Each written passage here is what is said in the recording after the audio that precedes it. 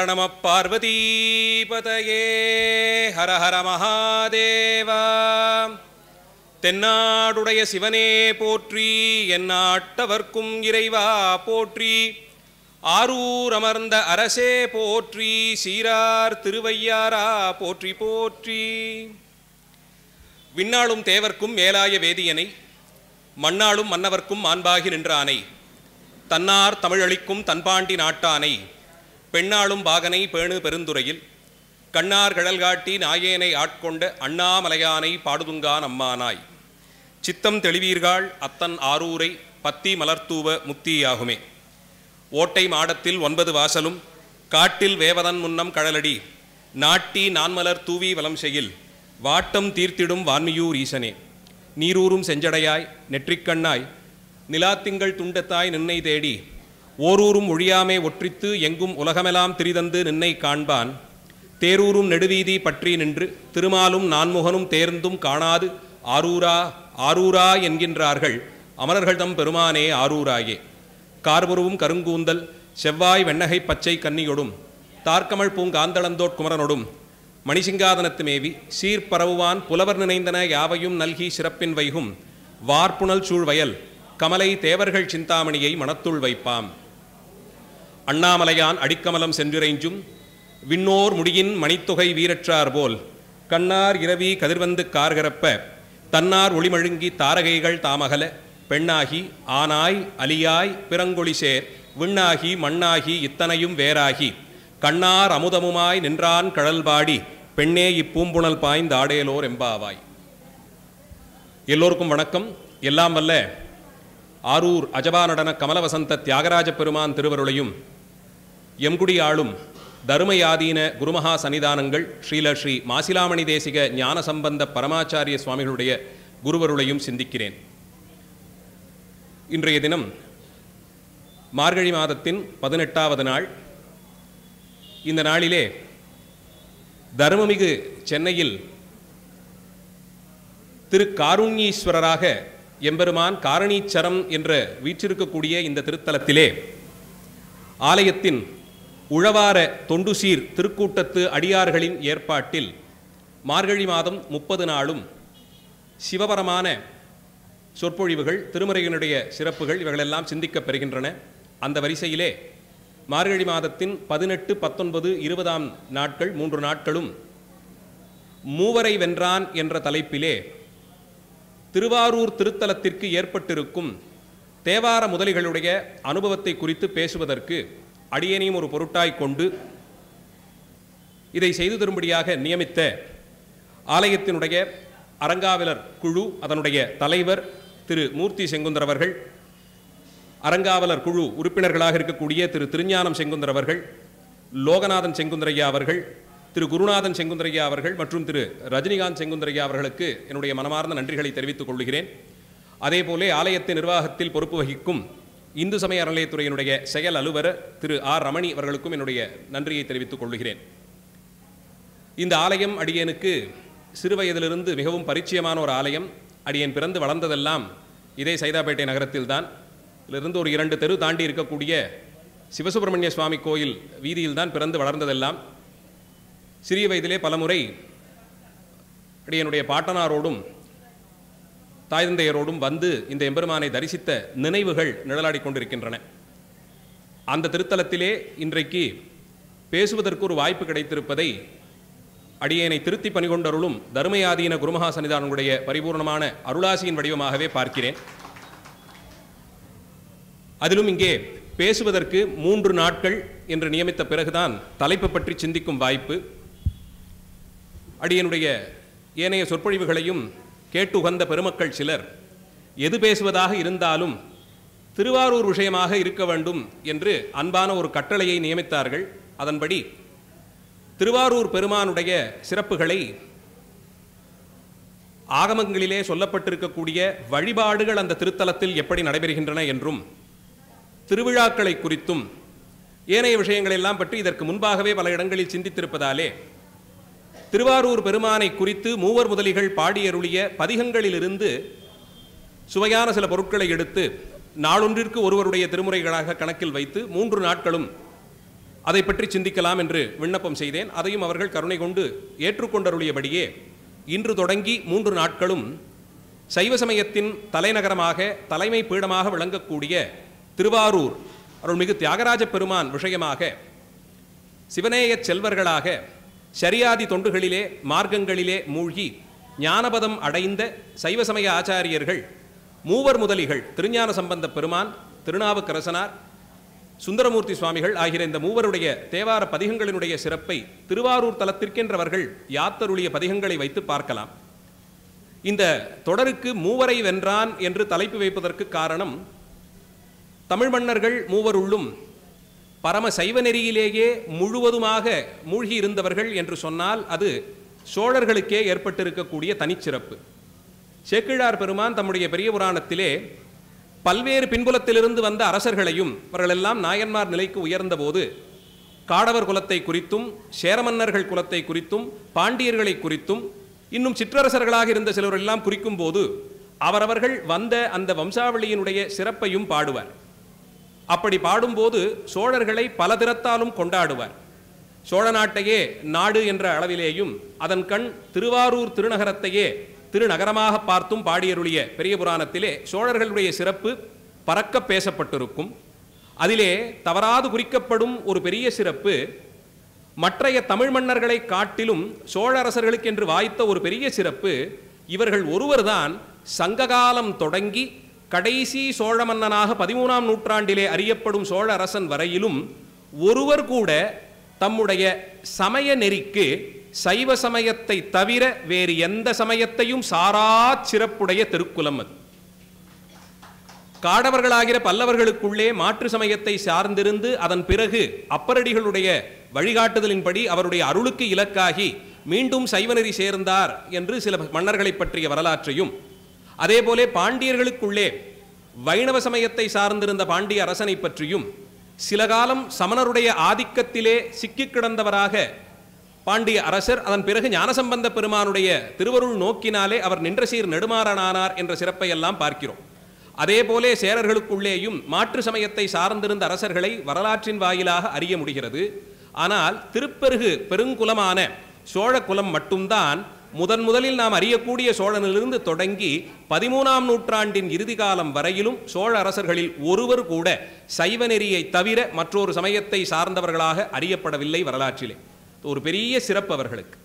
அதற்கும் மேலே சைவ சமயத்தின் ராஜதானியாக தலைநகரமாக விளங்கக்கூடிய திருவாரூர் திருத்தலமும் சமய அளவிலே அவர்களுக்கு குலதெய்வமாக அவர்களே அறிவித்த தில்லை பெரும்பதியும் சோழ நாட்டின் கண் இருப்பது ஒரு தனிச்சிறப்பு. பாடல் கொண்டருளிய பதிகம் பெற்ற தலங்களுக்குள்ளேயும் பெரும்பான்மை 70% சோழ நாட்டிலே இருக்கக்கூடிய சிறப்பையும் பார்க்கிறோம். இத்தனை சிறப்புடைய அந்த சோழர்களுக்கு ஏற்பட்டிருக்கக்கூடிய தலைப்புகளிலே அவர்கள் கொண்டிருந்த வெற்றி பெயர்களிலே ஒன்று மூவரை வென்றான் என்பது. காடவரசர்களான பல்லவர்களையும் பாண்டியர்களையும் சேரர்களையும் ஒரு சேர வென்று அவர்கள் 3 பேருடைய ராஜ்யத்தையும் சேர்த்து இவர்கள் பார்த்து கொண்டபடியாலே இவர்களுக்கு மூவரை வென்றான் என்று ஒரு தனிப்பெயர் உண்டு. அதே போலே அந்த சோழ நாடு மட்டுமில்லை, 14 புவனங்களின் ஏகசத்ராதிபதியாக வீற்றிருக்கக்கூடிய திருவாரூர் தியாகராதிராஜ மகாராஜ பெருமான் மூவர் முதலிகளான இந்த 3 பேரையும் தன்பால் கொண்ட அன்பினாலே வென்று அவர்களிடமிருந்து தேனினும் இனிதாய், கண்ணலினும் இனிதாய், கற்கண்டினும் இனிதாய், பாலினும் இனிதான பதிகங்களை எல்லாம் பெற்று அந்த 3 பேருடைய அன்பையும் வென்றவர்களுக்குள்ளே மிக முக்கிய நிலையில் இருப்பதாலே சோழ மன்னர்கள் கொண்டிருந்த அந்த தலைப்பு ஒரு விதத்திலே தியாகாதிராஜ பெருமானுக்கும் பொருந்தி வரும். அதனால் இந்த சொற்பொழிவிற்கு தொடருக்கு மூவரை வென்றான் என்று பெயரிட்டு இந்த 3 பேரும் திருவாரூருக்கு எழுந்தருளிய காலமும் அங்கே அவர்களுக்கு வாய்த்த விசேஷமான அனுபவங்களும் அந்த தலத்திலே எம்பெருமான் அவர்களுக்கு காட்டிக் கொடுத்தபடியே அவர்கள் பாடி பரவியதும் அடுத்த 3 நாளுக்குமான விஷயமாக அமைகிறது. எப்போதுமே தேவார அனுபவத்தை பேசத் தொடங்கினால் முன்னம் நாம் ஞானசம்பந்த பெருமானை மேற்கோள் காட்டித்தான் தொடங்க வேண்டும். இது ஒரு விதி. காலத்தால் அவரும் அப்பர் பெருமானும் ஒரே காலத்தில் இருந்தவர்கள். அப்பர் பெருமான் வயதிலே மூத்தவராயினும் காலத்தளவிலே இருவரும் ஒரே நூற்றாண்டிலே சமகாலத்தவர்களாக அறியப்படுபவர்கள். ஆயினும் திருவருள் நோக்கினாலே தீண்டப்பட்ட மரபிலே ஞானசம்பந்த பெருமான் முதன்மை ஸ்தானத்தை பெறுகிறார். முன்னம் பெருமானுடைய திருவருளுக்கு இலக்கான சாமுசித்தர்கள் வரிசையிலே நாம் ஞானசம்பந்த பெருமானை முதலில் கொள்ளுவதாலே திருமுறை தொகுப்புகள் கூட முதலில் சம்பந்த பெருமானுடைய பதிகங்களை சொல்லி அதன் பிறகு அப்பர் பெருமானுடைய பதிகங்களை சொல்லி மேலே சுந்தரருடைய திருப்பாட்டையும் சொல்லுவதை மரபாய் கொள்ளுகிறோம். ஆனால் திருவாரூரை பொறுத்தவரையில் மூவர் முதலிகளுக்குள்ளேயும் முதலில் திருவாரூர் தலத்திற்கு எழுந்தருளி தியாகேச பெருமானுடைய பெருங்கருணைக்கு பாத்திரரானவர்கள் வரிசையிலே வரலாற்று ரீதியாக பார்த்தோம் என்னால் அப்பர் பெருமான் சம்பந்தருக்கும் முன்பாகவே போய் தியாகராஜ பெருமானை தரிசித்த பேருடையவர். அதனால் இன்று தொடங்கி நாம் பார்க்கக்கூடிய வரிசையிலே மரபாக இருக்கக்கூடிய சம்பந்தரை சொல்லி அதன் பின் அப்பரை சொல்லி தொடரும் சுந்தரரை பேசுவதிலிருந்து சற்று மாறி திருவாரூருக்கான வரலாற்று பார்வை என்பதாலே முதலில் அப்பர் பெருமானுடைய பதிகங்களை சிந்தித்து தொடர்ந்து சம்பந்தரையும் அதன் பிறகு சுந்தரரையும் பார்க்க இருக்கிறோம். அப்பரடிகள் உழவார சிறப்பு, அவர் பிறந்தருளிய வேளாளர் குலம், அதனுடைய சிறப்பை எல்லாம் அவருடைய அவதார கணக்கிலே வைத்து பேசுகிறார் சேக்கிழார் பெருமான்.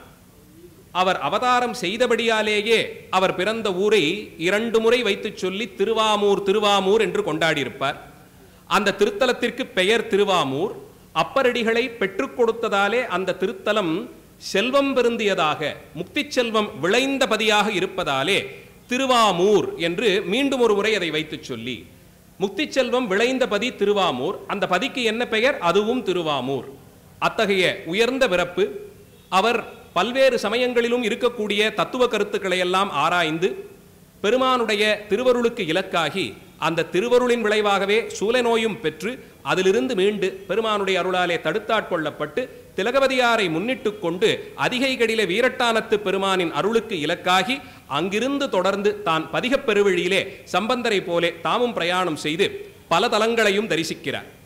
திருவதிகை வீரட்டானத்திலிருந்து தொடங்கி அவருடைய யாத்திரை நடுநாட்டு தலங்கள் எல்லாவற்றையும் தரிசித்துக் கொண்டு திருமுதுகுன்றம் ஏகி முதுகுன்றத்து பெருமானை தரிசித்து முடித்த பிறகு சோழ நாட்டில் பிரவேசம் செய்து முதல் முன்னம் தில்லை நடராஜ பெருமானுடைய ஆலயத்தை அடைந்து அவரை தரிசித்து கொண்டாடி அதன் பிறகு பல தலங்களுக்கும் எழுந்தருளி பல்வேறு உழவார தொண்டையும் தாம் ஆங்காங்கே நிகழ்த்தி கொண்டே நிறைவாக சோழ நாட்டின் காவேரி கரையிலே குடந்தை அந்த பகுதிகளுக்கு வந்து சேருகிறார். கும்பகோணத்தை சுற்றி இருக்கக்கூடிய தலங்களுக்கெல்லாம் வந்து சேருகிறார் பெருமான். கையிலே தோன்றும் அந்த உழவார படையும் கருணை பொங்கும் கண்ணினையும் அவர் சாத்திக் கொண்டிருக்கும் திருநீற்று சின்னமும் தரித்து இவர் எழுந்தருளியதாலே அந்த தலங்களெல்லாம் சிறப்பு பெற்றன. சேக்கிழார் பெருமான் நம்மையும் அப்பரடிகளோடு சேர்த்து நடத்தி கூட்டிக் கொண்டு போகிறார். எந்தெந்த தலங்களை என்ன கிரமத்திலே என்ன வரிசையிலே அவர் தரிசித்தார் அங்கனைந்து தம்பெருமான் அடிவணங்கி ஆறாது பொங்கிய அன்போடு திளைத்து போற்றி இசைத்து பணி செய்யும் நாள். இப்படி சோழ நாட்டிலே ஒவ்வொரு தலமாக சென்று ஆங்காங்கே இருக்கக்கூடிய சிவகொழுந்தாய் விளங்கும் பெருமானுடைய அருளுக்கு இலக்காகி அவருடைய சிறப்புகளை எல்லாம் சிந்தித்து கொண்டாடி பாடி இறைஞ்சி நின்றவருக்கு ஒரு நாள் உள்ளத்துக்குள்ளே ஒரு ஒளி தோன்றியதாம். தோன்றிய ஒளி அவரை இங்கே வா என்று அழைத்ததாம். எந்த தலம் அது? தங்கு பெறும் காதலினால் தாமரை மேல் விரிஞ்சனொடு செங்கன்மால் அறிவறியார் திருவாரூர் தொழ நினைந்தார். சேக்கிழார் பெருமானுக்கு எங்கெல்லாம் திருவாரூரை சொல்லுவதற்கு வாய்ப்பு கிடைக்குமோ அப்போதெல்லாம் தனியே ஒரு உத்வேகம் வரும். சொல்ல வேண்டிய விஷயம் என்ன? அப்பர் பெருமானுக்கு திருவாரூர் போகணும்னு ஆசை பிறந்தது, இவ்வளவுதான். அதை ஒரு வரியில சொல்லி போயிருக்கலாம். ஆனால் 4 வரி பாட்டுல 2 வரி திருவாரூர் சிறப்பை சொல்லி கடைசியா ஒரு 1/4 வரி அப்பர் பெருமான் அங்கே செல்ல சென்றார். திருவாரூரினுடைய தன்மைக்கு முழுவதுமாக மூவர் முதலிகள் வரிசையிலே மணிவாசகர் வரிசையிலே அதை உள்வாங்கிக் கொண்டே அருட்பாடல்களை பாடிய சிறப்பு சேக்கிழார் பெருமானுடையது. அந்த திருவாரூர் மூலட்டானத்திலே உரையும் பெருமானை எப்படி அறிமுகப்படுத்துகிறார்? தங்கு பெறும் காதலினால் தாமரை மேல் விரிஞ்சனோடு செங்கன்மால் அறிவறியார் திருவாரூர் என்கிறார். திருவாரூருக்கு சேக்கிழார் கொடுக்கக்கூடிய முகவரிகளை மட்டுமே ஒரு முனைவர் பட்ட ஆய்வுக்கே எடுத்துக்கொள்ளலாம். அப்படியெல்லாம் எங்கெங்க முடியுமோ திருவாரூர் சிறப்பை தனித்து சொல்லுவார். பெருத்த காதல் வந்ததாம். ஆரூர் தொழ வேண்டும் என்றால் அதற்கு பெருமான் உள்ளுக்குள்ளே புகுந்து நம்மை வாட்டி வதைத்து ஒரு நிலைக்கு கொண்டு வந்தால்தான் திருவாரூருக்கு போகணுங்கிற எண்ணம் வரும். நினைத்த மாத்திரத்திலே செல்லும் அளவிலே 10 கோயிலுக்குள் ஒன்று அல்ல, அது தனித்திருக்கக்கூடியது. அதனால்தான் ஏனைய தலங்களை எல்லாம் கொண்டாடும் போது இது தெற்கே இருக்கும் கைலாயம் என்று குறிப்பிட்டு சொல்லும் மரபு உண்டு. தில்லையை, திருமுதுகுன்றத்தை, இன்னும் அநேக தலங்களையும் இது தெற்கே இருக்கக்கூடிய கைலாயம் என்று கைலாயத்தின் சிறப்பு கருதி இது தெற்கே வந்ததோ என்று சொல்லும்படியா இருக்கும். திருவாரூரை மட்டும் அப்படி சொல்லுவதில்லை. ஆனால் இதனுடைய சிறப்பு திருக்கையிலையையும் விஞ்சியிருக்கும் சிறப்பு. அதனால் இதை கணக்கில் கொண்டு திருக்கைலாயத்தை வேண்டுமானால் உத்தர கமலாலயம் என்று அழைக்கலாம். அது வேணுமானா வடக்கே இருக்கும் திருவாரூராக கொள்ளலாமே தவிர கைலாயத்தை வைத்து விலாசம் சொல்லுவது திருவாரூருக்கு வழக்கமில்லை. அதனால் தான் இதை தென்கைலாயமாக கொள்வதில்லை. கைலாயம் வேண்டுமானால் வடக்கே இருக்கும் ஆரூர்பதி ஆகலாம். அதை சொல்லும் போது பெரும் காதல் வந்ததாம். எதனாலே திடீரென்று இந்த சிறப்புன்னா, அந்த திருவாரூருடைய நாமத்தை கேட்ட மாத்திரத்திலே அது எந்த திசையில் இருக்குன்னு கூட தெரியலன்னாலும் அது உள்ளுக்குள்ள போய் எதையோ செய்து நம்மை நோக்கி வான்னு உத்தரவிட அங்கே செல்வார்களாம். அப்படிப்பட்ட திருத்தலத்திற்கு செல்வதற்கு ஆசை வந்தது. அதனால இந்த ஒரு தலத்திற்கு திட்டம் போட்டுக்கொண்டே போகிறார். திடீரென்று இத்தனை காலமும் செய்த உழவாரத்தின் சிறப்பு, அந்த நல்வினை பயன், ஆரூர் தரிசனம் வேண்டும் என்று உள்ளுக்குள்ளே இருந்து குருநாதராக அந்த தியாகராஜ பெருமான் இவருக்கு உணர்த்தி இருக்கிறார். அதனால் புறப்பட வேண்டும் என்று ஆசை கொண்டாராம். அதை சொல்லும் போது கூட அந்த தலத்தை போய் தரிசனம் பண்ணணும். அது எப்பேற்பட்ட தலம் தெரியுமா? அங்கே இருக்கும் பெருமான் யார் தெரியுமான்னா, விரிஞ்சனோடு செங்கன்மால் அறிவறியார். விரிஞ்சன் என்பது பிரம்மனை குறிக்கும், நான்முக பிரம்மன். செங்கன்மால் கமலக்கண்ணனான திருமாலை குறிக்கும். இவர்கள் இரண்டு பேராலும் சென்றடைய முடியா சிறப்புடைய திருவாரூர். லிங்கோத்பவ புராணத்திலே இது இரண்டையும் இவர்கள் இருவரும் சென்றடைய முடியாத சிறப்பை பல ஆயிரம் பாடல்களிலே பார்க்கிறோம். நான் திருவாரூருக்கு வைத்து சொல்வானேன் என்னால், இதே அப்பர் பெருமான் தான் திருவாரூர் தேர் திருநாளினுடைய விசேஷத்தை சொல்லும் போது, நீரூரும் செஞ்சடையாய் நெற்றிக்கண்ணாய் நிலாத்திங்கள் துண்டத்தாய் நின்னை தேடி ஓரூரும் ஒழியாமை ஒற்றித்து எங்கும் உலகமெல்லாம் திரிதந்து நின்னை காண்பான், தேரூரும் நெடுவீதி பற்றி நின்று திருமாலும் நான்முகனும் தேர்ந்தும் காணாது ஆரூரா ஆரூரா என்கின்றார்கள் என்றார். ஆழித்தேர் திருநாள் திருவாரூரிலே குறித்த நாளிலே பங்குனி மாதம் ஆயில்ய நட்சத்திரத்தில் பிரம்ம முகூர்த்த காலத்தை கடந்தவுடன் சூரியனுடைய முதல் கிரணம் பட்டதும் பெருமான் புறப்படுவார் தேர்லே. அவர் புறப்பட்டு போய்விட்டாராம். அத்தனை புவனங்களில் இருக்கக்கூடிய உயிர்களும் அங்கே வந்து கூடிவிட்டன. தேவர்கள் எல்லோரும் வந்து சேர்ந்தார்கள். பூலோகத்திலே என்றுமில்லா திருநாளா இன்றைக்கு இத்தனை மங்கள ஓசை கேட்கிறதேன்னு நினைத்தானாம். சத்தியலோகத்திலே பிரம்மனும் வைகுண்டத்திலே திருமாலும் இரண்டு பேரும் பேசிக்கொண்டு, ஆஹா பூமியிலே அங்கே இருக்கக்கூடிய அந்த தலத்திலே, திருவாரூர் தலத்திலே தேர் திருநாள், அதை தரிசிக்க வேண்டி எல்லோரும் அங்கே கூடியிருக்கிறார்கள், நாமும் போக வேண்டும்னு எண்ணம் கொண்டு வந்தார்களாம். வந்தவர்கள் தேர் அதற்குள்ள புறப்பட்டு போய்விட்டது. ஆழித்தேர் போகக்கூடிய அந்த அளவிலே அந்த வீதியை பற்றி கொண்டு தேர் போன தடத்தை பார்த்து கொண்டு தலைமேல் இரு கரமும் கூப்பி கண்ணீர் பருக, கண்ணீர் பெருக்கெடுத்தோட நான்முகனும் திருமாலும் ஓடி ஓடி அந்த தேர் போன தடத்தை பார்த்து கொண்டே ஆரூரா ஆரூரான்னு அழைத்து கொண்டே ஓடினார்களாம். இன்றைக்கும் அங்கே தியாகராஜ பெருமான் தேரில் ஏறியவுடன் அவர் புறப்பட்டு விட்டார், தேர் நகருதுன்னு சொன்னா அவருக்கே ஏற்பட்ட தனி ஒலி ஆரூரா தியாகேசா என்று அழைத்து கொண்டுதான் அந்த தேரை இழுப்பார்கள். அது இன்று நேற்று தொடங்கிய வழக்கமில்லை. புராண காலத்திலேயே இந்த ஆழித்தேரிலே பெருமான் புறப்பட்டு போன போது திருமாலும் நான்முகனும் சொல்லி அழைத்த திருநாமம். அந்த தேர் பின்பே தொடர்ந்து ஓடணும்னா இந்த திருநாமத்தை சொல்லிக்கொண்டே ஓடணுங்கிறத பிரம்மனும் திருமாலுமே செய்து வைத்தார்களாம். அந்த வழக்கம் இன்று வரையிலும் கடைபிடிக்கப்படுகிறது அந்த திருத்தலத்திலே. அப்படிப்பட்ட திருவாரூர் தலத்திற்கு போகணும்னு அப்பரடிகளுக்கு ஆசை. அதற்கு முன்னாடி சொல்றார், தாமரை மேல் விரிஞ்சனோடு செங்கன்மால் என்கிறார். அப்படியே பொருள் கொண்டோம் என்றால், விரிஞ்சன்கிறது பிரம்மன், அவன் தாமரை மலர் மேலே வீற்றிருப்பான். அதனால் பிரம்மனும் திருமாலும் அர்த்தம் பண்ணலாம். திருவாரூர் நகரம் கமலாலயம் என்ற சிறப்பு பெயராலே அறியப்படுகிறது. திருவாரூரை மூலட்டான ஸ்தலம் என்பார்கள். பெருமானுடைய விராட் விஸ்வரூபம் என்ற ஒரு ரூபத்தை வேதங்கள் சொல்லும். பெருமானுடைய சிறப்புகளிலே நாம் முதல்ல என்ன சொல்றோம்? அங்கிங்கெனாதபடி எங்கும் பிரகாசமாய் நீக்கமர நிறைந்திருக்கிறார் என்கிறோம். எத்தனை புவனங்கள் நம்ம கணக்கில் இருக்கோ அதிலும் அவரே எல்லா திக்கிலும் வியாபித்து நமக்கு தெரியாமல் இன்னும் அண்டசராசரத்திற்கு அப்பால் இருக்கக்கூடிய பகுதிகளையும் தம்முடைய அருளாலே அளந்து எல்லா இடத்திலும் பரவி இருக்கிறார் அல்லவா? அந்த வடிவத்திற்கு விராட் விஸ்வபிரம்ம ரூபம் என்று பெயர். விராட் ஸ்வரூபம் என்றதை கொண்டாடுவார்கள். அந்த விராட் புருஷனாக இருக்கக்கூடிய பெருமானுக்கு மூலாதார ஸ்தானம் திருவாரூர் தலம். அப்போ எந்த பெருமான் எல்லா அண்டங்களையும் வியாபித்திருக்கிறாரோ அவருக்கே தொடக்க புள்ளி திருவாரூர் திருத்தலம் தான். அதனால்தான் சைவ சமயத்தினுடைய தலைமை பீடமாக அதை வைத்து சொல்லுவது.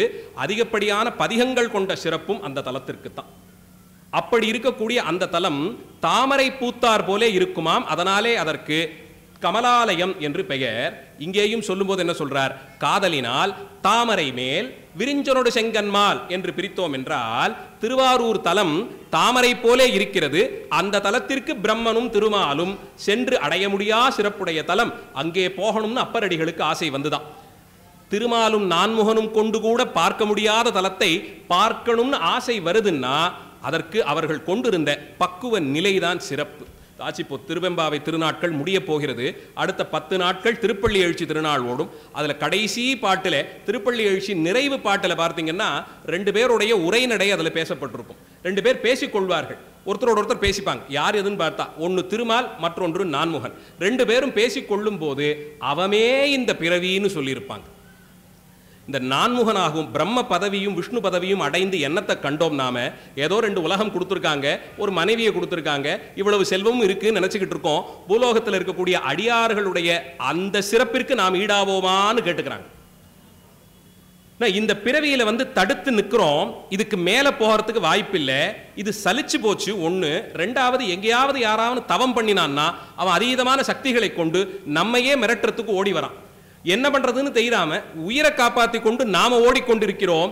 இந்த பிறவியை பெற்றதற்கு அடியாராக திருநீர் ருத்ராட்சம் தரிக்கும் அடியாராக பூலோகத்திலே ஒரு மனித பிறவி கிடைத்திருந்தாலும் இனி பிறப்பிறப்புங்கிற சிரமம் இல்லாது சிவபெருமானிடத்தை அன்பு செய்து அவன் அடியார்களுக்கு தொண்டு செய்து முக்தியை அடைந்து பெருமானுடைய திருவடிகளிலே லயித்திருக்கலாமே.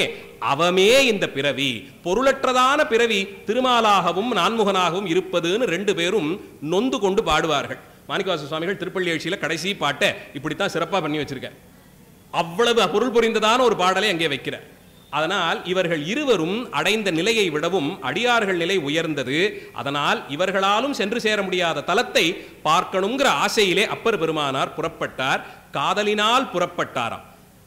புறப்பட்டவர் நேரம் அங்கே போயிட்டாரான இல்ல, பல தலங்களையும் தரிசித்து கொண்டு போறார். நல்லூரில் நம்பர் அருள் பெற்று பழையாறை பணிந்து வலஞ்சுழியை தொழுது திருக்குடமூக்கு அணைந்து நாலூர் தென் திருச்சேரை குடவாயில் நரையூர் திருவாஞ்சியம் அணைந்து, இப்படி ஒவ்வொரு தலத்தையும் ஒரு பாட்டிலே வைத்து சேக்கிழார் சொல்லுவார். திருநல்லூர் என்ற திருத்தலம் இது இன்றைய பட்டீச்சரம் அந்த பகுதிகளில் இருக்கக்கூடியது. திருநல்லூர் பெருமானை தரிசனம் செய்து பக்கத்திலேயே பழையாறை என்ற பழம்பதி ஆரைப்பதி அந்த தலத்திற்கு ஏகி அங்கே பெருமானை தரிசித்து திருவலஞ்சுழி அந்த திருத்தலத்திற்கு போய் அங்கே ஜடாநாதராக இருக்கக்கூடிய பெருமானை தொழுது குடமூக்கு குடந்தை அங்கே ஏகி அங்கே கும்பேஸ்வரராக இருக்கக்கூடிய பெருமானை பணிந்து சேரை குடவாயல் நரையூர் ஸ்ரீவாஞ்சியம் முதலிய தலங்களையெல்லாம் சென்று அதை தொடர்ந்து திருவேளூர் தலத்தை தொழுது திருவிளமர் என்ற ஒரு தலம், இது திருவாரூருக்கு தென்மேற்கிலே இருக்கக்கூடிய தலம், அந்த தலத்தையும் தொழுது விளமரிலிருந்து இறைஞ்சி வாகீசர் மறுவாரூர் எரித்தவர்த்தம் திருவாரூர் வந்தடைந்தார். பெரியபுராணத்தில் சிறப்பே நம்மால போகணும்னு ஆசைப்பட்ட யாத்திரை எல்லாம் சுவாமிகள் நம்மளை கூட்டிட்டு போயிட்டு வந்துருவார். ₹1 செலவில்லாமல் அத்தனை தலத்தையும் சுத்தி காட்டிடுவார். வரிசையா படிச்சுக்கிட்டு வந்தோம்னா அதுவும் யார் கூட போய் தரிசனம் பண்றோம்? மூவர் முதலிகளோடையே கூட்டிட்டு போவார். இந்த தலத்திற்கு போனார், அங்கே இந்த காட்சியை கண்டார், இந்த பதிகத்தை இப்படி பாடினார்னு நிறுத்துவார். அந்த இடத்துல அந்த பதிகத்தை எடுத்துக்கிட்டு பாடினோம்னா சுவாமி திருவருள் அந்த காட்சிகள் எல்லாம் இருந்த இடத்திலேயே நம்ம கண்ணுக்கு தெரியும். அடுத்து பதிகம் முடிஞ்சதா, மேல அடுத்த எந்த தலம், இப்படி ஒவ்வொரு தலமாக கூட்டிக் கொண்டு போய் அந்தந்த தலத்திலே மூவர் முதலிகள் பெற்றிருந்த அனுபவத்தை அற்புதமாக பாடி கொடுத்திருக்கிறார். இவர் இல்லாமல் போயிருந்தால் நாள்தோறும் சைவ அன்பர்கள் சிவபூஜை செய்கிறோமோ இல்லையோ ஆச்சாரியர்களை சிந்திக்கணும், அதிலே சேக்கிழார் பெருமானை மறவாமல் சிந்திக்கணும். இன்றைக்கு மற்ற அடியார்கள் சிறப்பை எல்லாம் எத்தனையும் பேசுகிறோம்னா அதற்கு காரணம் இவர் ஒருத்தர் தான். இவர் பாடி கொடுத்துட்டு போனதுக்கு அப்புறமே கூட இதுல குறையெல்லாம் இருக்குமோன்னு சங்கிக்கும்படியாக சிலர் கலகங்கள் எல்லாம் செய்து வருகிறார்கள். ஒருவேளை சுவாமிகள் மாதிரி ஒருத்தர் அவதாரம் செய்து பெரிய புராணம் போன்ற ஒரு நூலை நமக்கு கொடுக்காமல் போயிருந்தால் நம் நிலையை நினைத்து பாருங்கள். சுவாமிகளுக்கு தினந்தோறும் நாம் கடன்பட்டிருக்கிறோம், தினம் தினம் அவரை வணங்கி துதிக்கணும். அப்பேற்பட்ட பணி இந்த பெரிய புராணத்தை அவர் பாடி கொடுத்தது. அந்த நிலையிலே அவரே நம்மை அழைத்து கொண்டு செல்லுகிறார். ஒவ்வொரு தலமாக தரிசித்து நிறைவாக மறுவாரூர் எரித்தவர் தம் திருவாரூர் வந்தடைந்தார். மற்றைய புறங்கள் 3 புறங்கள் திரிபுரம்னு சொல்றோமே, அந்த 3 நகரங்களும் அது பொன்னாலானதென்றும் வெள்ளியாலானதென்றும் இரும்பாலானதுன்னு 3 நகரங்களாம். அதில் ஒன்று ஆகாசத்திலே பறக்கும், மற்றொன்று பூமியிலே இருக்கும், இரண்டுக்கும் இடையே 3வது இருக்கும். இந்த 3 நகரத்தையும் பெருமான் தன் முறுவலாலே சிரிப்பினாலே எரித்தழித்தார். பெரிய பிரம்மாண்டமான தேரெல்லாம் செய்து கொண்டு போய் தம் சிரிப்பினாலே அதை எரித்து முடித்தார் என்று சொல்லப்படுவது திரிபுர சம்ஹார லீலை. அதிகப்படியாக பாடப்பட்டிருக்கக்கூடிய 8 வீரச் செயல்களிலும் இதுதான் அதிகம் பாடப்பட்ட சிறப்பு. அந்த திரிபுர சம்ஹாரத்தை இங்கே குறிப்பிட்டு சொல்றார். எந்த திருவாரூருக்கு வந்து சேர்ந்தார்? யாரொருவன் முப்புறங்களையும் தன் சிரிப்பினாலே எரித்தானோ, ஆணவம் வினை மாயையாகிற மும்மலங்களையும் தன் நகைப்பினாலே எரித்தருளினாரோ அந்த திருவாரூருக்கு வந்து சேர்ந்தார்னு ரொம்ப குறிப்பா ஒரு விஷயத்தை சொல்றார். இது பெரிய புராணத்தை இப்படி பொருளோட பார்த்துட்டு வந்தோம்னா திரிபுர சம்ஹாரம் பண்ணின பெருமான் அங்கே திருவாரூர்ல இருக்கிற சிவபெருமான், அதனாலேன்னு கணக்கு தோணும். இருக்கிற லீலைகளில் எல்லாம் இந்த குறிப்பிட்ட லீலையை எதுக்கு எடுத்து சொல்லுவானே? ஏன் யார் ஒருவன் மலைமகளுடைய கணவனோ அவன் இருக்கும் திருவாரூர்னு சொல்லியிருக்கலாம், வேதத்தை வழங்கியவன் யாரோ அவன் இருக்கும் திருவாரூர்னு சொல்லலாம். எல்லாத்தையும் விட்டுட்டார். திரிபுர சம்ஹாரம் செய்தவன் வீற்றிருக்கும் திருவாரூருங்கிறார். காரணம், உலக பிரசித்தி பெற்ற ஆயில்யத்தில் ஓடும் ஆழி திருத்தேரிலே தியாகராஜ பெருமான் எழுந்தருளி தெற்கு நோக்கி புறப்படுவார். எங்க சுவாமி எந்தெந்த நாள்ல எந்த திக்கிலே இருக்கிறாரோ அன்றன்றைக்கு அந்தந்த திருமுகத்துடைய சிறப்பு வாய்க்கும். அவர் கிழக்கு பார்த்து நித்தியமும் எழுந்தருளி இருக்கும் போது அது ஈசான முகத்தை குறிக்கும். ரொம்ப சொல்ப காலத்திலே தெற்கு நோக்கி எழுந்தருளுவார். சில இடங்கள்ல மட்டும் பங்குனி உத்திரத்திற்கு பாத தரிசனம் தரும் காலத்திலேயும் அதற்கு முந்தைய நாள் சிரமபரிகாரமாக எழுந்தருளக்கூடிய மண்டபத்திலேயும், தட்டஞ்சுத்தி மண்டபம்னு ஒரு மண்டபத்திலேயும், தேரிலே ஏறி புறப்படும் திசை இதெல்லாம் தெற்கு. ஆயிரங்கால் மண்டபத்திலே சொல்ப காலம்தான் இருப்பார். அதெல்லாம் தெற்கு நோக்கி இருக்கக்கூடிய தலங்கள். அங்கேயெல்லாம் தியாகராஜர் எழுந்தருளும் போது அங்கே பெருமான் ஞானத்தை வழங்கக்கூடிய அகோர முகத்தோடு எழுந்தருளி இருப்பார். எங்க சுவாமி எங்கெங்க எழுந்தருள்றாரோ அந்தந்த மண்டபத்தில் போய் அவர் எந்த திசை நோக்கி இருக்கார்னு பார்த்தே ரசிப்பார்கள். பெருமானுடைய ஒவ்வொரு திருமுகமும் ஒன்றை குறித்திருக்கும். நமக்கு வெவ்வேறு படியிலே அருள் தரக்கூடிய திருமுகங்கள். அதனாலே பெருமான் தெற்கு நோக்கி தேரிலே புறப்படுறாரே, அந்த தேரை ஸ்தாபனம் செய்யும் போதே திரிபுர சம்ஹாரம் செய்வதற்காக வேண்டி அன்றைக்கு புராண காலத்திலே பெருமான் சென்றாரே, அதே போன்ற பிரம்மாண்டமான தேர், அந்த தேரிலே அவர் செல்கிறாருங்கிறது தான் கணக்கு. அதனால திருவாரூருக்கு சிறப்பு அந்த தேர் திருநாள். அதை குறிப்பிட்டு இந்த இடத்துல சொல்றார், மறுவாரூர் எரித்தவர்தம் திருவாரூர் வந்தடைந்தார். அத்தனை புகழுடைய திருவாரூர் தலத்திற்கு வந்து சேர்ந்தாராம். நாவுக்கரச பெருமான் நம் ஊருக்கு வருகிறார்னு அறிந்து கொண்டவுடன் அடியார்கள் ஊர் எல்லையிலிருந்து பந்தலிட்டு தோரணம் நாட்டி மங்கள பொருட்களை எல்லாம் வரிசையாக அடுக்கி விளக்கெரித்து பூர்ண கும்பம் கொடுத்து அவரை வரவேற்கிறார்கள். அத்தனை மெய்யடியார்கள் அங்கே கூடியிருக்கிறார்கள். வேதியர்கள் எல்லாம் வேதகோஷம் சொல்ல உழவார பெரும்படையாளர் தனிநிகர் செல்வர் அவரை வரவேற்கிறார்கள். வாக்சாதுரியர் வாகீசர் இல்லையா அவரை வரவேற்கிறார்களாம். ஆண்ட அரச எழுந்தருள ஆரூரில் அன்பர்கள் தாம் நீண்ட சடைமுடியார்பால் நிறைந்த அருள் பெற்ற உடையார் காண்தகு மாளிகை மாடம் கவின்சிறந்து ஓங்கிட எங்கும் சேந்திகள் வீதிகள் பொலிய திருமலி மங்கலம் செய்தார். வீதிகள் எல்லாம் மங்கள பொருட்கள் கொண்டு அலங்கரித்தார்களாம். அங்கே எல்லாம் நல்ல நறுமணம் கமழும்படியாக செய்தார்களாம். பூரண கும்பத்தோடு வேத ஒலி முழங்க மங்களவாத்தியங்கள் இசைக்க நாவுக்கரசு பெருமானை அவர்கள் வரவேற்றார்கள். பெருமான் சென்று சேர்ந்தார். எல்லையில் தொண்டர் எயில்புறம் சென்று எதிர்கொண்ட போது சொல்லின் அரசர் வணங்கி தொழுது உரை செய்து அணைவார். இவர்கள் அத்தனை பேரும் திருநாவுக்கரசரை பார்த்தவுடன் வணங்கி தொழணும்னு அவர்கள் எல்லாம் அங்கே நிற்கிறார்கள். ஆனால் பெருமானார் கல்லில் கட்டி கடலில் இட்ட போது மிதந்த பெருந்தகையாளர் விஷத்தை அவருக்காக பெருமான் அமிர்தமாக்கி கொடுத்தார். மதங்கொண்ட யானை அவரை வலம் வரும்படியாக செய்தார். அப்படியெல்லாம் அற்புதம் செய்த பெருந்தகையாளர் அடியார்களை வணங்கி நின்றாராம். பரஸ்பரம் எந்த உயர்ந்த நிலைக்கு போனாலும் அது வயதினாலேயோ பிறந்த குலத்தினாலேயோ கற்ற கல்வியினாலேயோ சேர்த்த செல்வத்தினாலேயோ எதிலும் சைவ சமயத்திலே அந்த ஒரு இவர்கள் வேற அவர்கள் வேறங்கிற பிரிவில்லாத ஒரு தனிப்பெரும் சிறப்பு நம் சமயத்திற்கு உண்டு. அதனால் இவர் அவர்களை வணங்க அவர் இவர்களை வணங்கன்னு மாறி மாறி ஒருவரை ஒருவர் பரஸ்பரமாக வணங்கி கொண்டே ஏகினார்களாம். இது ஆச்சாரியர்கள் கடைப்பிடித்த சிஷ்டாச்சாரம். அவர்கள்டேந்து அதை நாம கத்துக்கிறோம். எதிரே வரக்கூடிய ஒரு சைவ அடியார் நாம 4 வாட்டி கைலாய யாத்திரை பண்ணிட்டோம், 2 முறை காசியெல்லாம் தரிசனம் பண்ணிட்டோம், நாம ஏதோ உயர்ந்துட்டோங்கிற எண்ணம் எல்லாம் இங்கே கொள்ளுவது இல்லை. வருபவர் திருச்சின்னங்கள் தரித்து வருவாரே ஆனால், திருநீறு ருத்ராட்ச தாரணத்தோடு அடியார்கள் வந்தார்களே ஆனால் அவர்கள் வணங்கத்தக்கவர்கள் என்ற அளவிலே வணங்குகிறோம்.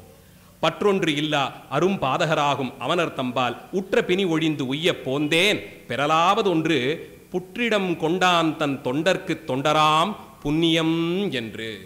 ஒரு முறை செய்த பிழை வினைவசத்தாலே வாய்த்தது.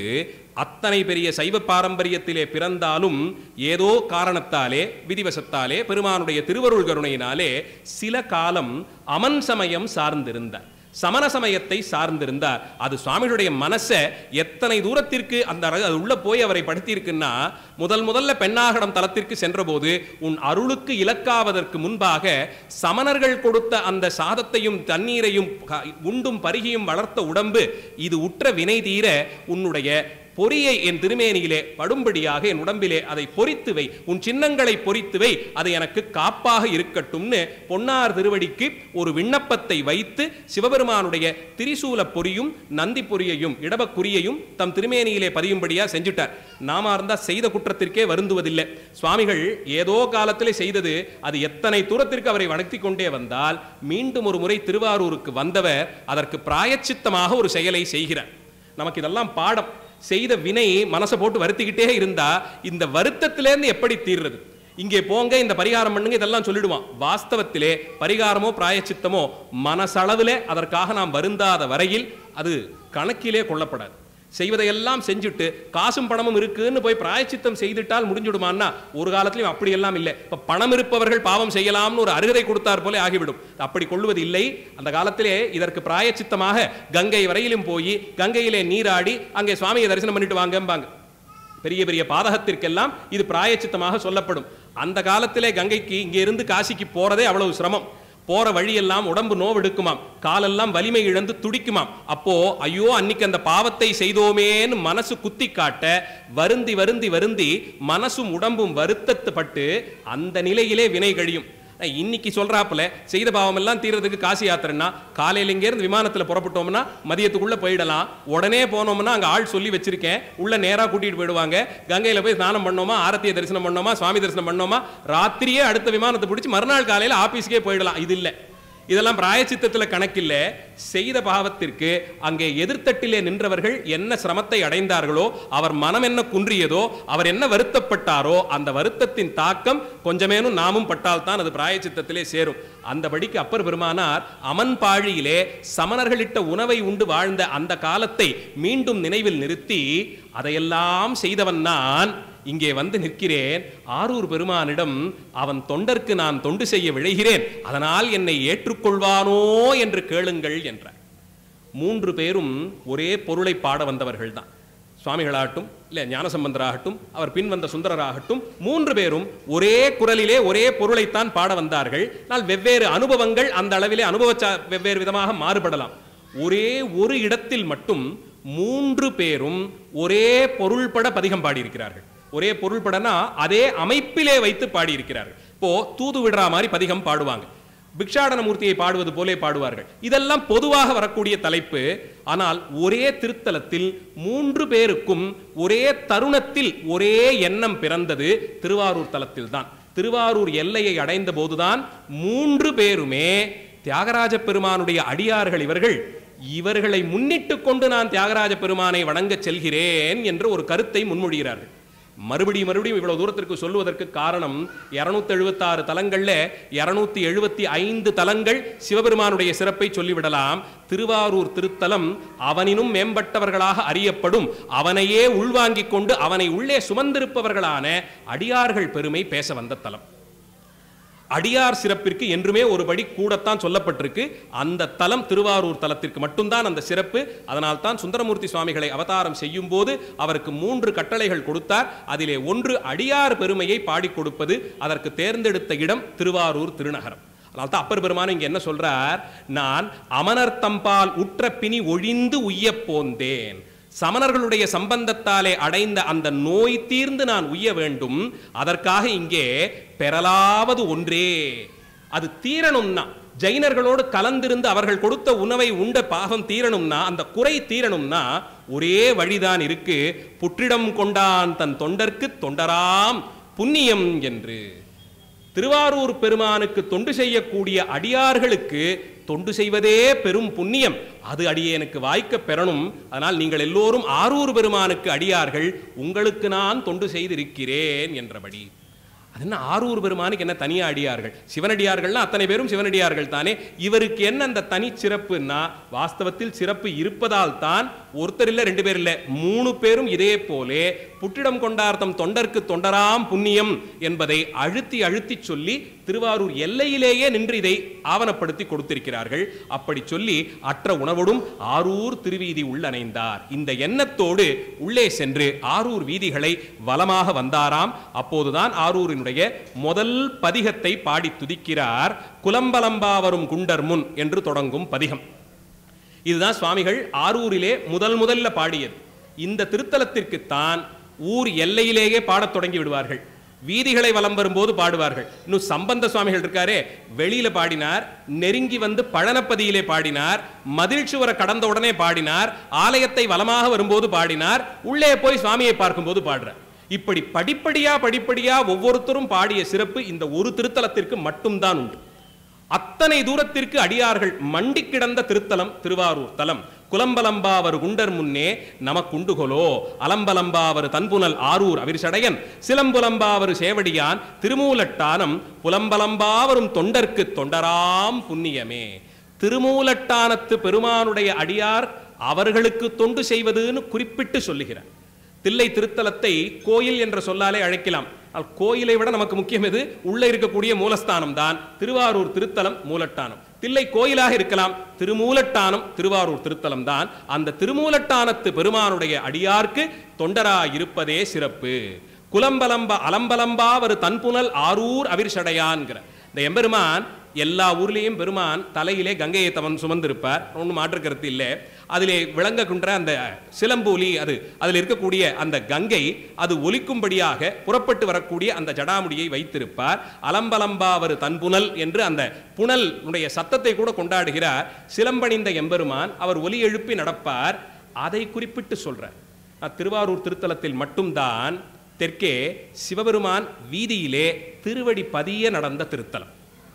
இதுபோல வேற எங்கேயும் சுவாமி தம் பாதம் பதிய திருவடி பதிய வீதிகளை எல்லாம் நடந்தடந்து அளந்தாருங்கிற சிறப்பு இது அளவிற்கு இல்லை. திருக்கச்சூர் ஆலக்கோயிலே சுந்தரருக்காக வீடு வீடாக சென்று பலியேற்கிறார், அதெல்லாம் இருக்கலாம்.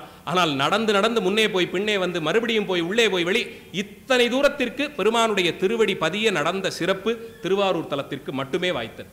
அந்த தலத்திற்கு பெருமான் புறப்பட்டு வந்துட்டார், நடக்கணும்னு புறப்பட்டுட்டார். சுவாமி எழுந்தருள்றாருன்னா வீதியில தண்ணி தெளிச்சு கோலம் எல்லாம் போடணும் இல்ல. அர்த்தராத்திரி வேளையிலே பறவையார் வீட்டுக்கு எழுந்தருளினார். அத்தனை மணிக்கு யார் வந்து தண்ணி தெளிக்கிறது? கங்கை தாயார் பார்த்தாளாம், யோ சுவாமி நடக்கிறாரே, அவர் முன்பாக இருக்கும் வீதிகளை எல்லாம் சுத்தம் பண்ணணும்னு தானே அந்த தீர்த்தத்தை எல்லா திக்கிலேயும் பரப்பினாளாம். எங்கேயான போய் ஒரு குளத்திலே குளித்தோம் என்றால் அதுக்கு கங்கை சம்பந்தம் உண்டுன்னு ஒரு விசேஷமா சொல்லலாம். திருவாரூர்ல மட்டும்தான் வீதிக்கே கங்கையினுடைய சம்பந்தம் உண்டு. காசிக்கே போனாலும் கங்கையில இறங்கினால்தான் கங்கை சம்பந்தம். திருவாரூரிலே வீதிகளில் நடந்தாலே கங்கையினுடைய சம்பந்தம். அது சிவபெருமான் நடந்த போது அந்த வீதிகளிலே தெளித்துக் கொண்டே ஏழினாள். அத்தனை சிறப்பு. ஒவ்வொரு துகள் மண்ணும் அங்கே பெருமானுடைய திருவடி சம்பந்தம் அடைந்தவன். அதுபோல இருக்காது. அவசியம் சென்றீர்கள் என்றால் அடியார்கள் தெற்கு கோபுரம் ஒன்று இருக்கும். தர்மயாதீனத்தினுடைய ஞானப்பிரகாசர் மடம், கட்டளை மடம் இருக்கும். அதை ஒட்டி இருக்கிறது தெற்கு கோபுரம். தெற்கு கோபுர வாசல்லே தான் சுவாமி எழுந்தருளினது, உள்ளே போனது வந்தது போக்குவரத்து எல்லாம். அடியார்கள் அவசியம் அங்கிருந்து ஒரு பிடி மண்ணை கொண்டு வந்து பூஜையில வைத்துக் கொள்ளலாம். நமக்கு தெரியாது 7ஆம் நூற்றாண்டிலே சுவாமி திருவடிப்பட்ட மண்ணினுடைய சம்பந்தம் அது எந்த மண் துகளுக்கு இருக்கும்னு நமக்கு தெரியாது. அந்த ஒரு பிடி மண்ணிலே சாட்சாத்தாக அத்தனை புவனங்களுக்கும் அதிபதியான சிவபெருமான் திருவடி பதிந்த மண்ணாக அது இருக்கும். அப்பேற்பட்ட சிறப்புடைய திருத்தலம். அங்கே சொல்றார், அலம்பலம்பாவர் தன்புனல் ஆரூர் அவிர்சடையான், குலம்பலம்பாவர் குண்டர் முன்னே நமக்குண்டுகொலோ. எந்த சுத்தியும் இல்லாதவர்களாக இருக்கக்கூடிய அவர்களோடு இருந்த அந்த நிலை அது மாற திரும்பிய திசையெல்லாம் கங்கை பிரவகிக்கக்கூடிய வீதிகளில் கூட கங்கையின் சம்பந்தம் பெற்றதான திருவாரூர் தலம். அதிலே செல்லும் பாக்கியம் சிலம்பலம்பாவர் சேவடியான் திருமூலட்டானம். அந்த திருமூலட்டான சன்னிதானத்தை அடைந்து அங்கே தொண்டு செய்து கொண்டிருக்கக்கூடிய புலம்பலம்பாவரு தொண்டர்க்கு சுவாமிகள் இந்த இடத்திலே திருப்புலம்பல் என்ற அளவிலே தான் இந்த நிலை இப்போது போகுமோ, சமணர்களோடு ஏற்பட்ட சம்பந்தம் தீருமோன்னு வருந்தியபடியே சொல்வதாலே புலம்பலம்பாவரு தொண்டர்களாக அவர்கள் எல்லாம் குறைவில்லாத தொண்டர்கள். அவர்களுக்கு தொண்டு செய்ய வாய்க்கும் நாள் என்னாளோன்னு கேட்டுக்கொண்டு தொண்டர்களை முன்னிட்டு கொண்டு உங்களிடம் கேட்கிறேன், உங்க சுவாமிகிட்ட கேட்டு சொல்லுங்க, உங்களோடு சேர்ந்து போனோம்னா நம்முடைய நிலையெல்லாம் மாற்றி நமக்கு தான் கருணை செய்வாரோன்னு கேளுங்கள்ங்கிறார். இதே குரல் சம்பந்தர், நாளைக்கு பார்ப்போம். சுந்தரரும் இதே அளவிலே இதே குரலில் வைத்து பாடுகிறார். இது ஒரு தனி சிறப்பு. அத்தனை 100 பதிகங்களிலேயும் வேறு எங்குமே பார்க்க முடியாத சிறப்பு திருவாரூர் அடியார்களுக்கு மட்டும்தான். மூவர் முதலிகளுமே தனித்து ஒரு பதிகம் முழுக்க அவர்கள் சிறப்பை சொல்லி உங்களை முன்னிட்டு கொண்டு வருகிறேன், திருமூலட்டானத்து பெருமான் நம்மை காத்து கொடுப்பாரோன்னு கேளுங்கள்னு ஒரு விண்ணப்பத்தை வைக்கிறார். ரொம்ப வித்தியாசமான அனுபவம் திருவாரூர் தலத்திற்கு இவர் கொடுக்கக்கூடியது. புலம்பரம்பா அவர் தொண்டர்க்கு தொண்டராம் புண்ணியமேன்னு பாடுறார். இப்படி அந்த பதிகம் முழுவதுமாக அடியார்களுடைய சிறப்பை கூறி அந்த பெருமானுடைய தொண்டருக்கு தொண்டராக இருப்பதுதானே வாய்ப்பு, அதுதானே பெரிய புண்ணியம். அந்த புண்ணிய வாய்ப்பு நமக்கு கிடைக்குமோன்னு அவர்களை முன்னிட்டு கொண்டு உள்ளே சென்றாராம். மேலே சேக்கிழார் சொல்றார், சூழும் திருத்தொண்டர் தம்முடன் தோரண வாயில் நன்னி. அடியார்கள் அத்தனை பேரும் கூட சூழ்ந்திருக்க திருக்கோபுர வாசலை நன்னினார். அந்த திருக்கோபுரத்தை கைகூப்பி வணங்கி தொழுதார். வாழி திருநெடும் தேவாசிரியன் முன்வந்திரைஞ்சி. இது அடுத்த ஒரு ஆச்சாரம், திருவாரூருக்கு மட்டுமே உரித்தான ஆச்சாரம். உள்ளே போகும்போது வேற எங்கேயும் நாம் நமஸ்காரம் பண்ற வழக்கம் இல்லை. உள்ளே போனோம்னா விநாயகரை கைதொழுது வலமாக வந்து முருகப்பெருமான் மற்ற பரிவார தெய்வங்களை எல்லாம் வணங்கி சுவாமியை தரிசனம் செய்து திருவருளாக இருக்கக்கூடிய அம்பிகையை தரிசனம் செய்து கொடிமரத்துக்கிட்ட வந்து நமஸ்காரம் பண்ணுவோம். திருவாரூரில் மட்டும்தான் கிழக்கு கோபுரமோ தெற்கு கோபுரமோ எது வழியே நுழைந்தாலும் முதலில் சென்று வழிபட வேண்டியது அங்கே உள்ளே நுழைந்தவுடன் நமக்கு வலது கைப்புறத்திலே இருக்கக்கூடிய பிரம்மாண்டமான 1000 கால் மண்டபம். அதற்கு தேவாசிரியன் திருக்காவணம் என்று பெயர். காவணம்னு சொன்னா பந்தல் போட்ட ஒரு அமைப்புன்னு வச்சுக்கோங்க. இது தேவாசிரியன் திருக்காவணம் என்று சொல்லப்படும் சிறப்பு.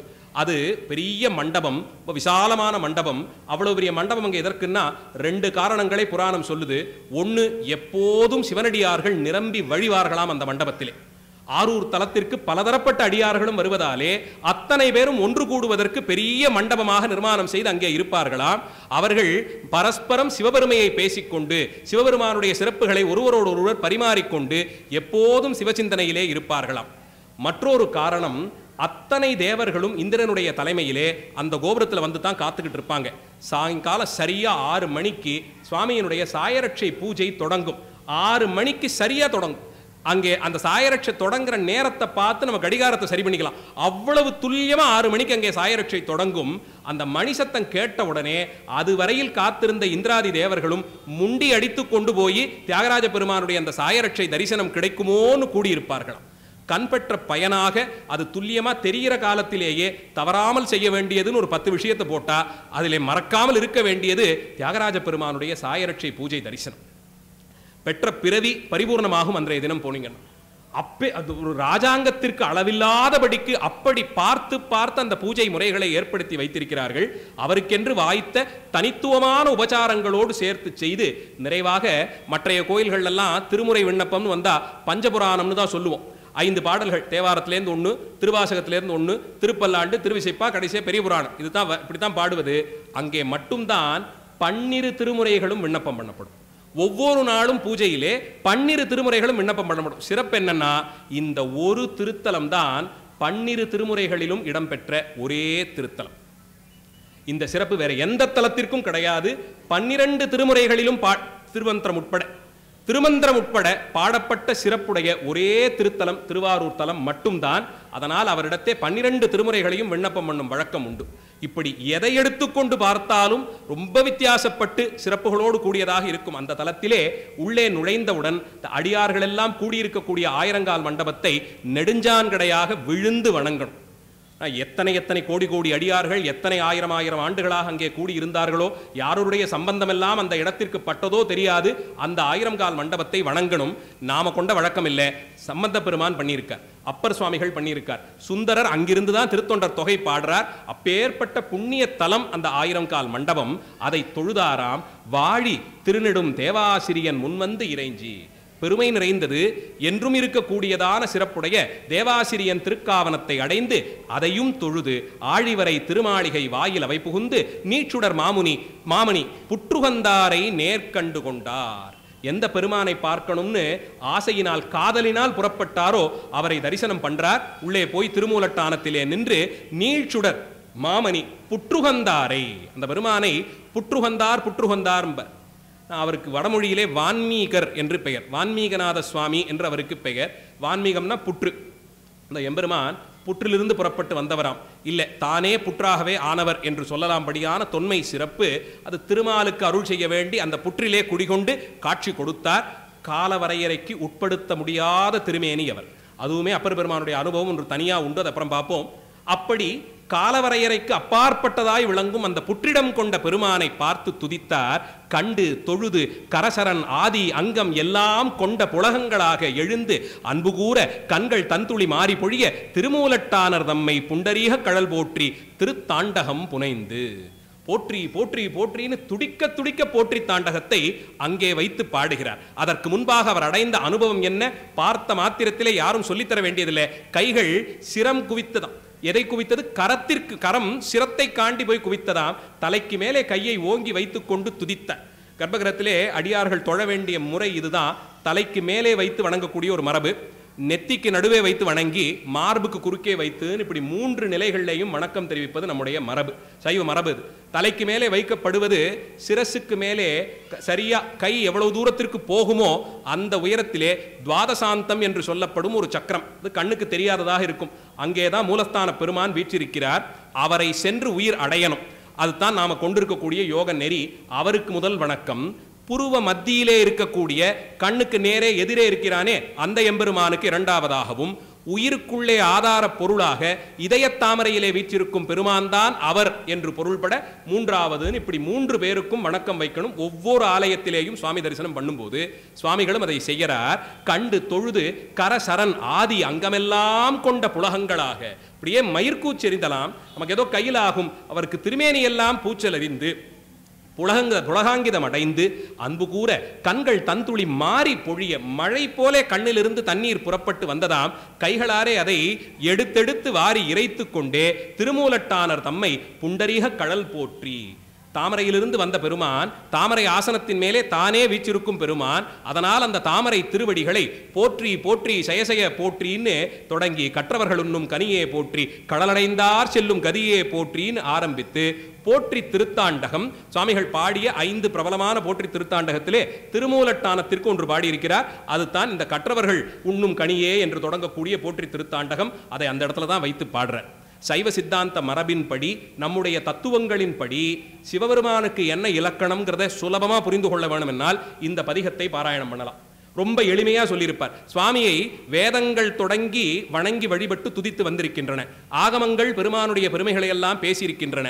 12 திருமுறைகளிலே பல ஆயிரம் பாடல்களாலே கொண்டாடி எல்லாம் இருந்தாலும் சுலபமாக புரிந்து கொள்ளணும்னா இறைவன் என்ற தத்துவத்தை சைவ சித்தாந்தம் எப்படி பார்க்கிறது, வகுத்த இலக்கணம் என்னன்னா இந்த பதிகத்தை வைத்து அறிந்து கொள்ளலாம். கற்றவர்கள் உண்ணும் கனியே போற்றி கடலடைந்தார் செல்லும் கதியே போற்றி. பக்தி செய்யும் போது முக்திக்காக வேண்டி செய்கிறோங்கிற அளவிலே இருக்கிறோம். முக்தியை வேண்டி இருக்கிறேன்னு இருக்கோம். அங்கே சென்ற பிறகு எதை சென்று அடைகிறோம்னு ஒரு கேள்வி வருமா? முக்தி முக்தினா எதை போய் அடைவது முக்தி? இவர் சொல்லிட்டார், முக்தி அடைந்தவர்களுக்கு கதியும் இவர்தான். கடலடைந்தார் செல்லும் கதி இவர்தான். செல்வதற்கான வழியாக தானே இருந்து செல்லும் இடமாகவும் தானே இருப்பார். அவரை போய் பற்றி கொள்ளணும். அதற்கு என்ன வழினா அவரே தான் வழி. அவரையே கொண்டு அவரை போய் அடைதல். இதைத்தான் கடலடைந்தாருக்கு கதியாக இருந்து தானே வழிநடத்தி கொண்டு போய் அந்த இடத்திலே வைப்பவர்.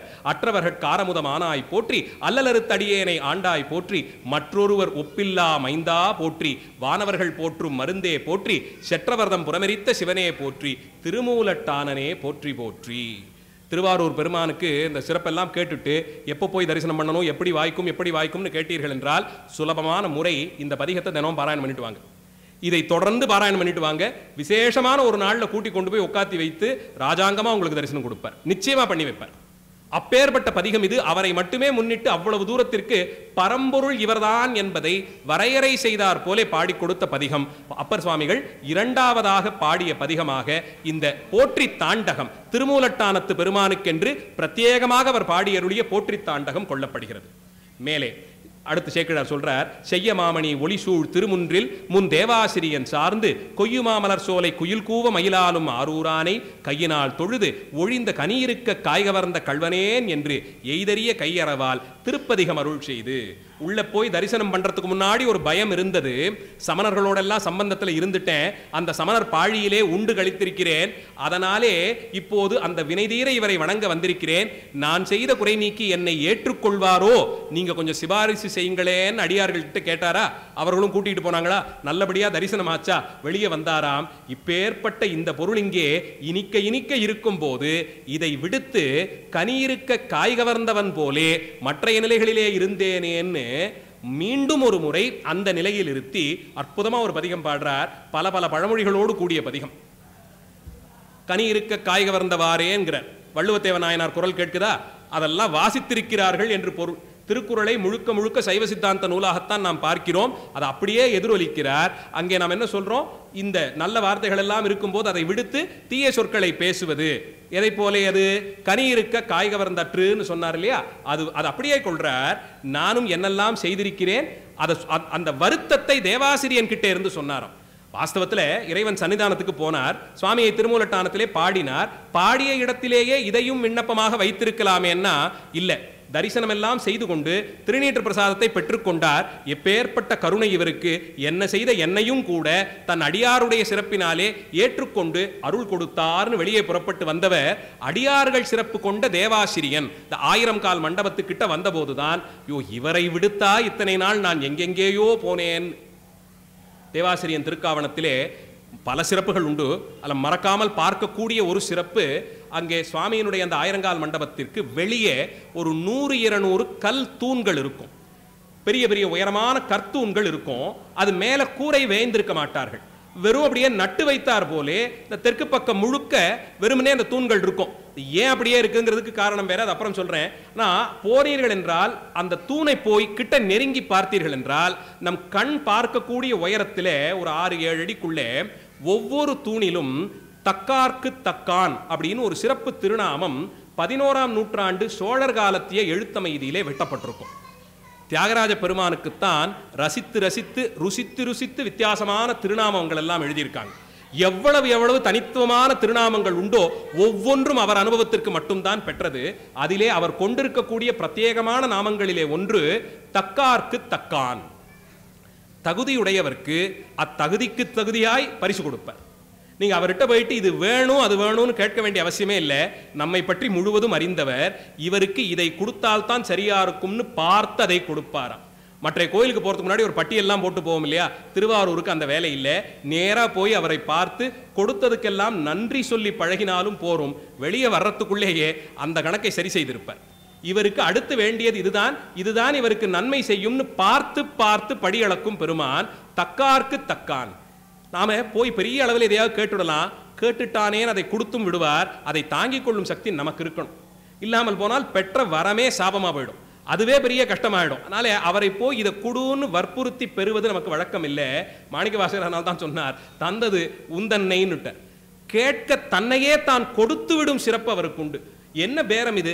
என்னை போய் ஏற்றுக்கொண்டு எனக்கீடா உன்னையே கொடுத்துட்டியே நீன்னா எனக்கு என்ன சிறப்பு இருக்கு? நீ எங்க இருக்க, நான் எங்க இருக்கேன்? போயும் என்னை கொண்டா உன்னை கொடுத்தாய், அதையே கொடுத்து விடுவார் என்றபடிக்கு கேட்பதற்கு அவர்கிட்ட என்ன இருக்க முடியும்? அவரையே கேட்கலாம், தன்னையே தான் மகிழ்ந்து கொடுத்து விடுவார். அப்பேற்பட்ட பெருமான் அந்த சிறப்பை உள்ள நுழையும் போது மறந்துடாம மனசுல வச்சுக்கோங்கிறதுக்காக 1 இல்லை 2 இல்லை 20-30 தூண்கள்ல வெட்டி வச்சிருக்காங்க. தக்கார்க்கு தக்கான் தக்கார்க்கு தக்கான் ஒவ்வொரு தூணிலும் வெட்டப்பட்டிருக்கும். அதை வாசித்துக் கொண்டே உள்ளே போனோம் என்றால் இவர்கிட்ட நாம் எதுவும் கேட்க வேண்டியதில்லை. நம்ம நிலைமை அவருக்கு தெரியும். எது கொடுத்தா சரியா இருக்குமோ அதை தவறாமல் கொடுத்து விடுவார் என்ற எண்ணத்தோடே வரலாம். அந்த பெருமானிடத்தை போய் 1000 கால் மண்டப வாசல்ல நின்று நினைத்தாராம், காண்டலே கருத்தாய் நினைத்திருந்தேன், மனம் புகுந்தாய் கடலடி பூண்டு கொண்டு ஒழிந்தேன், புறம்போயினால் அறையோ. பார்த்தது கண்ணுக்கு எதெல்லாம் தெரிந்ததோ அதெல்லாம் உண்மைன்னு நினைத்து கொண்டு இருந்தேன். இது இருக்கக்கூடிய சமயங்களிலே லோகாயதன் அப்படின்னு ஒரு சமயம் உண்டு. லோகாயதர்கள்னு பேர். மாணிக்கவாசக பெருமான் அவர்களை விஷப்பாம்பாக சொல்லியிருப்பார். லோகாயதன் என்பவன் பாம்பு போலேம்பர். என்னன்னா நாம பெரும்பாலும் கிட்டத்தட்ட அப்படித்தான் இருப்போம். அந்த சமயத்தினுடைய நெறி என்னன்னா, கண் பார்வைக்கு இதெல்லாம் தெரியுது இல்ல, இதெல்லாம் உண்மை.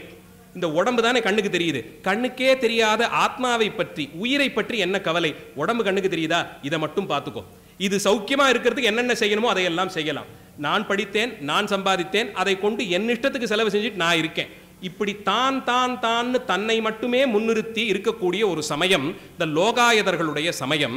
அதையுமே ஏற்றுக்கொண்டவர்கள் நிறைய பேர் உண்டு. அதற்கு இலக்கணம் எல்லாம் வகுத்து அந்த சமயத்தையே சார்ந்திருந்தவர்கள் எல்லாம் உண்டு. அவர்களை எல்லாம் கண்டித்திருக்கிறார்கள் நம்முடைய ஆச்சாரியர்கள்.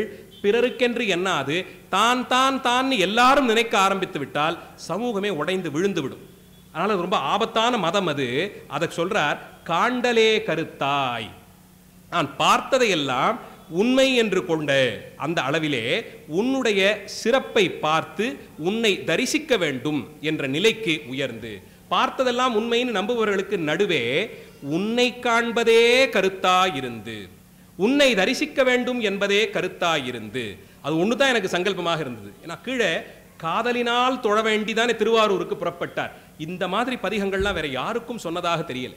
உன்னை பார்க்கணும் என்பதே கருத்தாய் கொண்டு இங்கே நான் வந்தேன். போற வழியில எத்தனையோ 100 தலங்களிலே சுவாமி உழவாரம் செய்திருக்கிறார், தரிசனம் செய்திருக்கிறார். ஆனால் இவருக்கு மட்டும்தான் உன்னை பார்க்க வேண்டியதே பொருளாய் புறப்பட்டு வந்தேன்னு திருவாரூர் பெருமானுக்கு சொல்றார். காண்டலே கருத்தாய் நினைந்திருந்தேன், மனம் புகுந்தாய், கடலடி பூண்டு கொண்டொழிந்தேன். பார்க்கணும் பார்க்கணும்னு ஆசைப்பட்டிருந்தேன். எங்கிருந்து வந்தது இந்த ஆசை? என்னையும் மீறி எனக்குள்ளே வந்து புகுந்து உன்னுடைய திருவடியை நான் அடைந்து அதை பற்றி கொண்டேன். நேராக போய் சுவாமியை தரிசனம் பண்ணும்போது கண்ணை மூடிக்கொண்டு தொழுவது நமக்கு வழக்கம் இல்லை. ஆச்சாரியர்களை தரிசனம் பண்ண போகும்போதும் சரி, கண்ணை மூடிக்கொண்டு அவர்கள் கிட்ட போகிறது வழக்கம் இல்லை. கண் அகல பார்த்துருக்கணும். திருவடி நோக்கம், அவருடைய கண் பார்வை நம்ம கண்ணை பார்க்கணும். அந்த திருவடி நோக்கத்திற்காகத்தான், அந்த விழி நோக்கத்திற்காகத்தான் போறது. உள்ள போய் நின்றுட்டு கண்ணை முடிக்கிறது நமக்கு வழக்கம் இல்லை. எத்தனை முடியுமோ கண்களாலே அப்படியே வாரி உள்ளே விழுங்கி கொள்ள வேண்டியது. அவரை அப்படித்தான் தரிசனம் செய்தார். அப்போது பெருமான் மனம் புகுந்தார். கடலடி பூண்டு கொண்டொழிந்தேன், இத்தனையும் செய்த பிறகு நீ என்னை விட்டு புறம் போக விட்டால் அது முறையோ? அது ஆகுமா? முடியாது. உன்மேல் நான் ஆணையாக சொல்லுகிறேன். ஈண்டு மாடங்கள் ஈண்ட மாளிகை மேலெழு கொடி வானிளம் மதி தீண்டி வந்துலவும் திருவாரூர் அம்மானே, நீ புறம்போயினால் அறையோ. இத்தனை செல்வச் செழிப்புடைய அந்த திருவாரூர் பெருமானே, நீ வெளியே சென்று விட்டால், என்னை விடுத்து என்னை புறம் தள்ளிவிட்டு சென்றால் அது கூடுமோ? உன்னை உள்ளுக்குள்ளேயே எப்போதும் கொண்டவனாய் இருப்பேன்னு சொல்லி அந்த தரிசனம் செய்ததனுடைய அந்த புண்ணியத்தை புகழ்ந்து பாடி மேலே அங்கிருந்தபடியே மெய்யெல்லாம் வெந்நீருங்கிற மிக முக்கியமான பதிகம், அற்புதமான பதிகம். இதிலே தான் இந்த பழமொழிகள் எல்லாம் மேற்கோள் காட்டுவார். மெய்யெல்லாம் வெந்நீர் சன்னித்த மேனியான் தாழ்த்தொழாதே உய்யலாம் என்றெண்ணி உரிதூக்கி உழித்தந்தேன் உள்ளம் விட்டு கொய்யுலா மலர்ச்சோலை குயில் கூவ மயிலாலும் ஆரூரரை கையினால் தொழாதொழிந்து கனியிருக்க காய் கவர்ந்த கள்வனேனே. இத்தனை காலமும் எப்படி இவரை நான் விட்டிருந்தேன்? ஆசை இருந்தது, அதனாலே புறப்பட்டு வந்தேன், இன்னைக்கு தரிசனம் பண்ணிட்டேன். ஆனா இவ்வளவு நாளும் இவரை எப்படி விட்டு இருந்தேன்? இவர் இருக்கும் போது மற்றைய சமயங்கள் எல்லாம் சார்ந்திருந்தேனே, கனி இருக்க காய் கவர்ந்தேனே, நான் கள்வன்தானே. இவரை விடுத்து மற்றொன்றை படித்திருந்தேன். எப்படி இது முடியும்? இவர் எப்படிப்பட்டவர்? மெய்யெல்லாம் வெந்நீர் சன்னித்த மேனியான். பெருமான் திருமேனி உருக்கிய பொன் நிறத்திலே இருக்குமாம். செம்பொற் பவள திருமேனி பெருமானுடையது. அது மேல முழுக்க திட்டு திட்டா இந்த பால் வெந்நீர் அணிந்த அழகு.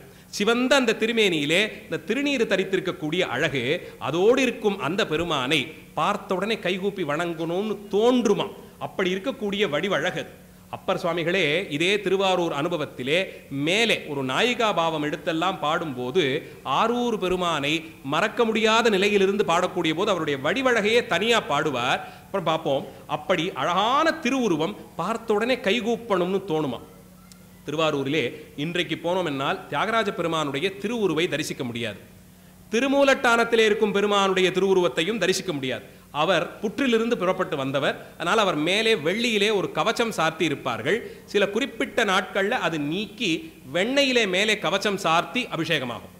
மற்றபடிக்கு அபிஷேக காலத்திலே அவருடைய திருவுருவை நேரடியாக பாவதுதான் தரிசிக்கலாம். அந்த திருமேனியும் ரகசியமாகவே இருக்கும். மூலட்டானத்திலே இருக்கும் அந்த பெருமானுடைய திருமேனி. பக்கத்திலேயே தியாகராஜ பெருமானுடைய சபை, பெரிய ராஜாங்க சபையாக சன்னதி இருக்கும். அங்கே இருக்கக்கூடிய பெருமானும் திருமுகத்தை மட்டும் காட்டிக்கொண்டு திருமுடியிலிருந்து தம்முடைய கண்டத்திலிருந்து பாதம் வரை எல்லாவற்றையும் மறைத்து கொண்டு எழுந்தருளியிருப்பார். ரகசிய திருமேனி. திருமூலர் சொல்வது போலே ஊன் பற்றி நின்ற உணர்வுறும் மந்திரம் தாம் பற்ற தலை கொள்ளும் இல்லையா. அவரை பற்றி கொண்டே இருந்து பெருமானே என்றாவது ஒரு நாள் உன்னை பார்க்கணுங்கிறது தான் ஆசைன்னு உருகி உருகி தொழுதிருப்பவர்களுக்கு தன்னையே தான் காட்டிக் கொடுப்பார். தன்னையே தான் காட்டி கொடுத்து விடுவார். அதுதான் அவருடைய கருணை. அந்த ரகசியத்தை அறிந்து கொள்வதற்கு இதுதான் ஒரே ரகசிய வழி. அப்படி அவரை இவர் கண்டிருக்க வேண்டும். அதனால் தான் திருமேனி எல்லாம் திருநீறு பூசிய சிறப்பை தனியே சொல்லுகிறார். அந்த சிவந்த பொன்மேனி, அதன் மேலே வெண்பால் நீரு, இதை அணிந்து கொண்டிருக்கும் பெருமான் பார்த்த உடனே கையை கூப்பி தொடணும்னு தோணுதே. அதை செய்யாமல் இத்தனை காலமும் இருந்து விட்டேனே. ஐயோ, இன்னைக்கு தானே திருவாரூர் வர முடிந்தது, இத்தனை காலமும் இவரை தொழாமல் காலத்தை வாஸ்தவத்திலே அப்பர் அளவுக்கெல்லாம் யாரையும் நாம் ஒப்பிட்டுக் கொள்வதில்லை. போயிட்டு வந்த அடியார்கள் பலதும் சொன்னது, இத்தனை நாள் இப்படி ஒரு தலம் இருக்குன்னு தெரியாமல் போச்சே, இத்தனை நாள் இப்படி ஒரு பெருமான் இருக்காருன்னு தெரியாமல் காலம் போச்சேன்னு சொன்ன அடியார்கள் பல நூறு பேர்கள் உண்டு. எல்லாம் பல தலங்களையும் தரிசித்தவர்கள் தான், யாரும் கோயிலுக்கு போகாதவர்கள் இல்லை. எத்தனை கோயிலுக்கு போனாலும் எவ்வளவு தரிசனம் செய்தாலும் தியாகராஜ பெருமான் முன்பாக நிற்கும் போது ஏற்படக்கூடிய ஒரு எண்ணம், ஐயா உன்னை இத்தனை நாளும் பிரிந்திருந்தேனே, என்ன வினை இது, இன்று தீர்ந்தது, இன்று வந்து உன்னை அடைந்தேன்னு சொல்ல மனசு துடிக்குமாம். அப்பேற்பட்ட ஒரு தத்துவம் என்னமோ செஞ்சுடும் அங்க போய் நிற்கும் போது. அந்த அந்த எண்ணம், அந்த அந்த உணர்ச்சி பெருக்கு அது வேற தலங்களில் வாய்க்குமான அது அவரவர் அனுபவத்தின் அடியே தான். இவர் கொடுக்கக்கூடியது போன்ற அனுபவங்களை வேற எந்த சிவக்கொழுந்தும் தர முடியாது. அப்பேற்பட்ட தனிச்சிறப்பு பார்த்த மாத்திரத்திலே கைகூப்பி தொடணும்னு எண்ணம் கொண்டதே உய்யலாம் என்றெண்ணி உரிதூக்கி உடிதந்தேன் உள்ளம் விட்டு கொய்யுலா மலர்ச்சோலை. என் உள்ளம் விட்டு உன்னை உரியிலே கட்டி மனதிலே சுமக்க வேண்டிய நான் அதை விடுத்து என்ன செய்தேன், நான் இதை சார்ந்தால் உய்ந்து விடலாம்னு நினைத்து போயும் போயும் சமண சமயத்தை சேர்ந்தேனே. அதிலே சேர்ந்து அதை பெரிய பளுவாக சுமந்து கொண்டு இத்தனை காலமும் இழைத்து துன்புற்றேனே. அந்த நிலை மாற உன்னை கையினால் தொழ காத்திருக்கிறேன். ஆனால் இத்தனை காலமும் கனித்த கனியாக இனிக்கும் பழமாக நீ இருக்க உன்னை விட்டு துவர்ப்பான காயை போய் நான் உண்டு கழித்தேனே எம்பெருமானேன்னு வருந்தும்படியாக இந்த பதிகம் முழுவதும் அதுபோலே நிறைய அழகழகான பழமொழிகள்லாம் வைத்து என்புறுத்தி நரம்பு தோல் புக பெய்திட்டு என்னையோர் உருவமாக்கி இன்புறுத்தி முன்பிருந்த வினை தீர்ந்திட்டு என் உள்ளம் கோயிலாக்கி. பிறந்த பிறப்பு சரியாக்கி கொடுத்தவன் நீ. சைவ சித்தாந்தத்திலே உயிர்கள் அனாதி தத்துவம் என்று சொல்லுகிறோம். ஆத்மா அப்படிங்கிறோம் இல்லையா, அதைத்தான் உயிர் என்று அழைப்பது. உடம்பிற்குள்ளே கண்ணுக்கு தெரியாத கருப்பொருளாய் இருக்கக்கூடிய அந்த உயிர் அது அனாதி. அது பிறந்ததற்கு காலமே கிடையாது. சிவபெருமானுக்கு எப்படி காலம் சொல்ல முடியாதோ அது போலே என்று நீ அன்று நான் என்பார் தாயுமானவ சுவாமிகள். நீன்னு ஒரு தத்துவம் எப்ப தோன்றியதோ அது காலமே சொல்ல முடியாது. அப்போலேருந்து நானும் இருக்கேன்னு. நாம உயிர்கள் அனாதின்னு நம்புறோம். நமக்கும் மற்றவர்களுக்கும் அதில் பெரிய வித்தியாசம் உண்டு. சைவ அடியார்கள் தெளிவாக புரிந்து கொள்ள வேண்டியது, உயிர்களுக்கு காலக்கணக்கு கிடையாது. இறைவனுக்கு என்ன காலமோ அதே காலம் உயிர்கள், அவை அனாதியாக இருந்து வருபவை. அந்த உயிரினுடைய வினைக்கணக்கிற்கு ஏற்றாற் போலே ஒரு உடம்பை கொடுப்பான். அந்த உயிரை உடம்போடு பொருத்துற வேலை இருக்கு இல்லையா, அதுதான் பிரம்மன் செய்வது. அதிலையும் அவனுக்கு சுதந்திரம் இல்லை. சுவாமி அவனுக்கு எல்லாத்தையும் எழுதி கொடுத்துருப்பார். இதை வச்சுக்கோ, இதுல சொல்லி இருக்கபடி இந்த உயிருக்கு வினைக்கணக்கின்படி இப்படி ஒரு உடம்பை கொடு. ஒருத்தர் உயரமா இருக்கார், ஒருத்தர் உயரம் கொஞ்சம் குறைவா இருக்கார், ஒருத்தர் கொஞ்சம் பருக்க இருக்காங்க, ஒருத்தர் ரொம்ப ஒடிசலா இருக்காங்க, ஒருத்தர் இந்த நாட்டில் பிறக்கிறார்கள், வேற ஏதோ நாட்டில் பிறக்கிறார்கள், சிலர் மனிதர்களாக பிறக்கிறோம், சிலர் அதிலும் தாழ்ந்ததாக சில பிறவிகள். இப்படியெல்லாம் இத்தனை வேற்றுமைகளையும் பெருமான் நியமித்தது அந்தந்த உயிரின் வினைக்கணக்கின் படின்னு பார்க்கிறோம். அப்போ உன்னை தொழுவதற்குன்னு ஒரு உடம்பு வேணும்னா குறைந்தபட்சம் மனித உடம்பாக இருந்தா தேவலை. மற்ற உயிர்களும் பக்தி செய்திருக்கின்றன, பறவை பாம்பெல்லாம் பூஜை பண்ணியிருக்கு. ஆனால் அது ஏதோ கோடியில் ஒண்ணுக்கு அந்த நல்வினை பயன் இருந்ததுனால அவைகள் உய்ந்தன. நமக்கு அப்படி இல்லை.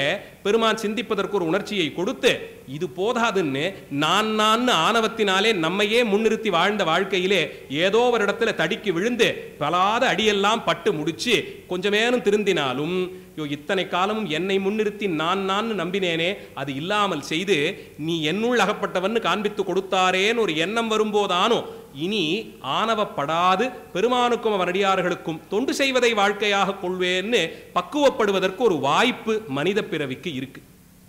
ஆனால் தான் அவ்வை பாட்டி சொல்லும் போது அரிது அரிது மானிடராய் பிறத்தல் அரிதுன்னா, மற்றைய பிறவிகளை விட நமக்கு என்ன சிறப்புன்னா, ஏதோ ஒரு நாள் இதே வீதியில் இருப்போம், இதே உயர்ந்த கோபுரம், இதே ஆறுகால பூஜை, நான் வருவதற்கு நேரம் இல்லை வாய்ப்பில்லைன்னு காரணங்களை காட்டி காட்டி 40 வருஷம் கழிச்சிருப்போம். 41வது வயசுல ஏதோ ஒன்று அடிச்சு திருத்தி உள்ள போக வைக்கும். கடந்து 40 வருஷமும் போனேனே, இத்தனை கஷ்டங்களையும் பார்த்துட்டேன், ஒரு நாள் உள்ள போனாதான் என்னன்னு நல்வினை பயனாலே வருவோம். பெருமான் திருக்கண் நோக்கம் படிந்து குருவினுடைய அருளுக்கு இலக்காகி அவர்கள் உய்யலாம். அப்படி ஒரு சிறப்பை திருக்கோயில்களும் சமய நெறியும் தான் காட்டி தருகிறது. தகுதியாக ஒரு உடம்பை பெருமான் தான் கொடுக்கிறார். என்பிருத்தி நரம்பு தோல் நாட்டி. உயிர் தனியா இருக்க முடியுமான்னா முடியாது. அது காத்துல அப்படி கலந்துட்டுல இருக்கும். அதுக்கு ஒரு வடிவம் தரணும். பார்த்தார், அதற்கு கூடு போலே ஒரு எலும்பு கூட்டை வைத்தார். என்பிருத்தி அதன் உள்ளே அந்த உயிரை வைத்திருக்கார். முதல்ல எலும்பு, அதுக்கு மேலே அந்த சக்தியை கொடுப்பதற்கு நரம்பு சேர்த்து இரத்தமாமிசங்கள் எல்லாம் கூட்டி சதை கொண்டு போர்த்தி ஒரு உடம்பை கொடுத்து பிறக்க வைத்தாய். அதன் மூலமாக 6 உணர்ச்சிகள், அதன் மூலமாக அறிந்து கொள்வதற்கான ஞானேந்திரியங்கள், நடப்பதையெல்லாம் பார்த்து அனுபவங்களை படித்தேன், சரி என்ன தப்பு என்னன்னு புரிஞ்சுக்கிறதுக்கான ஞானம் இருக்கு. அதெல்லாம் மனித உடம்புக்கு தானே வாய்க்கும். அது வாய்க்க பெற்றேன். என்னையும் ஒரு பொருட்டாகி ஒரு மனித பிறவி கொடுத்தியே, இதுவே முதல்ல பெருசு. எவ்வளவு பெரிய உபகாரம் இது! ஒரு நாயாகவோ பாம்பாகவோ இன்னும் கண்ணுக்கே தெரியாத ஜீவராசிகள் உண்டே, அதுல கொண்டு போய் சேர்த்திருந்தா என்ன ஆயிருக்கும் கதி? உயர்ந்ததான ஒரு மானிட பிறவியை கொடுத்தாய், என்னை ஒரு உருவமாக்கி இன்பிருத்தி முன்பிருந்த வினை தீட்டி வினை தீர்த்திட்டு என்னுள்ளம் கோயிலாக்கி. சரி, மனித பிறவி போல இங்க நிறைய பேர் நம்மை போல கோடி கோடி பேர்கள் இருக்காங்க, எல்லாரும் சுவாமிக்கு ஆட்பட்டுட்டார்களான்னா இல்லை. இப்போ மனசுல இருக்கக்கூடிய அந்த அழுக்கை நீக்கி உள்ளத்தை கோயிலாக்கி உள்ளுக்குள்ளே இருக்கும் பெருமானை காட்டி கொடுக்கணும். அது இரண்டாம் படிநிலை. அதையும் செய்திருக்கிறாய். என்னையும் திருமுழு காட்டி என்னை சுத்தி செய்து இன்பத்திலே இருத்தி மனசை கோயிலாக்கி காட்டி கொடுத்தாய். அன்பிருத்தி. அந்த கோயிலுக்குள்ளே சுவாமி இருந்தா தான் அழகு. அது இல்லைன்னா யாரும் அங்க வழிபட போவதில்லை. உள்ளுக்குள்ளே சுவாமி இருக்கணும். அவர் என்னவா இருக்கார்? உள்ளம் கோயிலானால் உள்ளே தெரியும் உருவம் எது? அன்பு. அங்கே உன்னை நிறுத்தின்னு சொல்லல, உள்ளம் கோயிலாக்கி அன்பிருத்தின்னு. உள்ளுக்குள்ளே அன்பு என்ற சிவத்தத்துவத்தை உள்ளே நிறுத்தி அடியேனை கூழாட்கொண்டருள் செய்த ஆரூர் அர்த்தம் முன்பிருக்கும் விதியன்றி முயல் விட்டு காக்கை பின் போனவாரேங்கிறார். அவர் முன்னாடி எப்போதும் கைகட்டி வாய்ப்பொத்தி நிற்கணும். ஏன்? இந்த உயிருக்கு ஆதாரமாக உடம்பை கொடுத்தார். அந்த உடம்பிலேயும் இருக்கக்கூடிய அழுக்கையெல்லாம் துடைத்து அடியாராக்கினார். அப்போது அடியேனுக்கு ஞானம் கொடுத்து உள்ளுக்குள்ளே கோயிலாக இருக்கும் தன்மையை காட்டி கொடுத்தார். அந்த கோயிலுக்குள்ளே தான் அன்பு வடிவமாக இருப்பதையும் காட்டி கொடுத்தார். இதுக்கு மேல அவர் என்ன செய்ய முடியும்? இதுக்கு நான் என்ன கைமாறு செய்ய முடியும்? இருக்குந்தனையும் அவர் முன்பாக கைகட்டி வாய்ப்பொத்தி நிற்கணும். அதை விட்டுட்டேனே.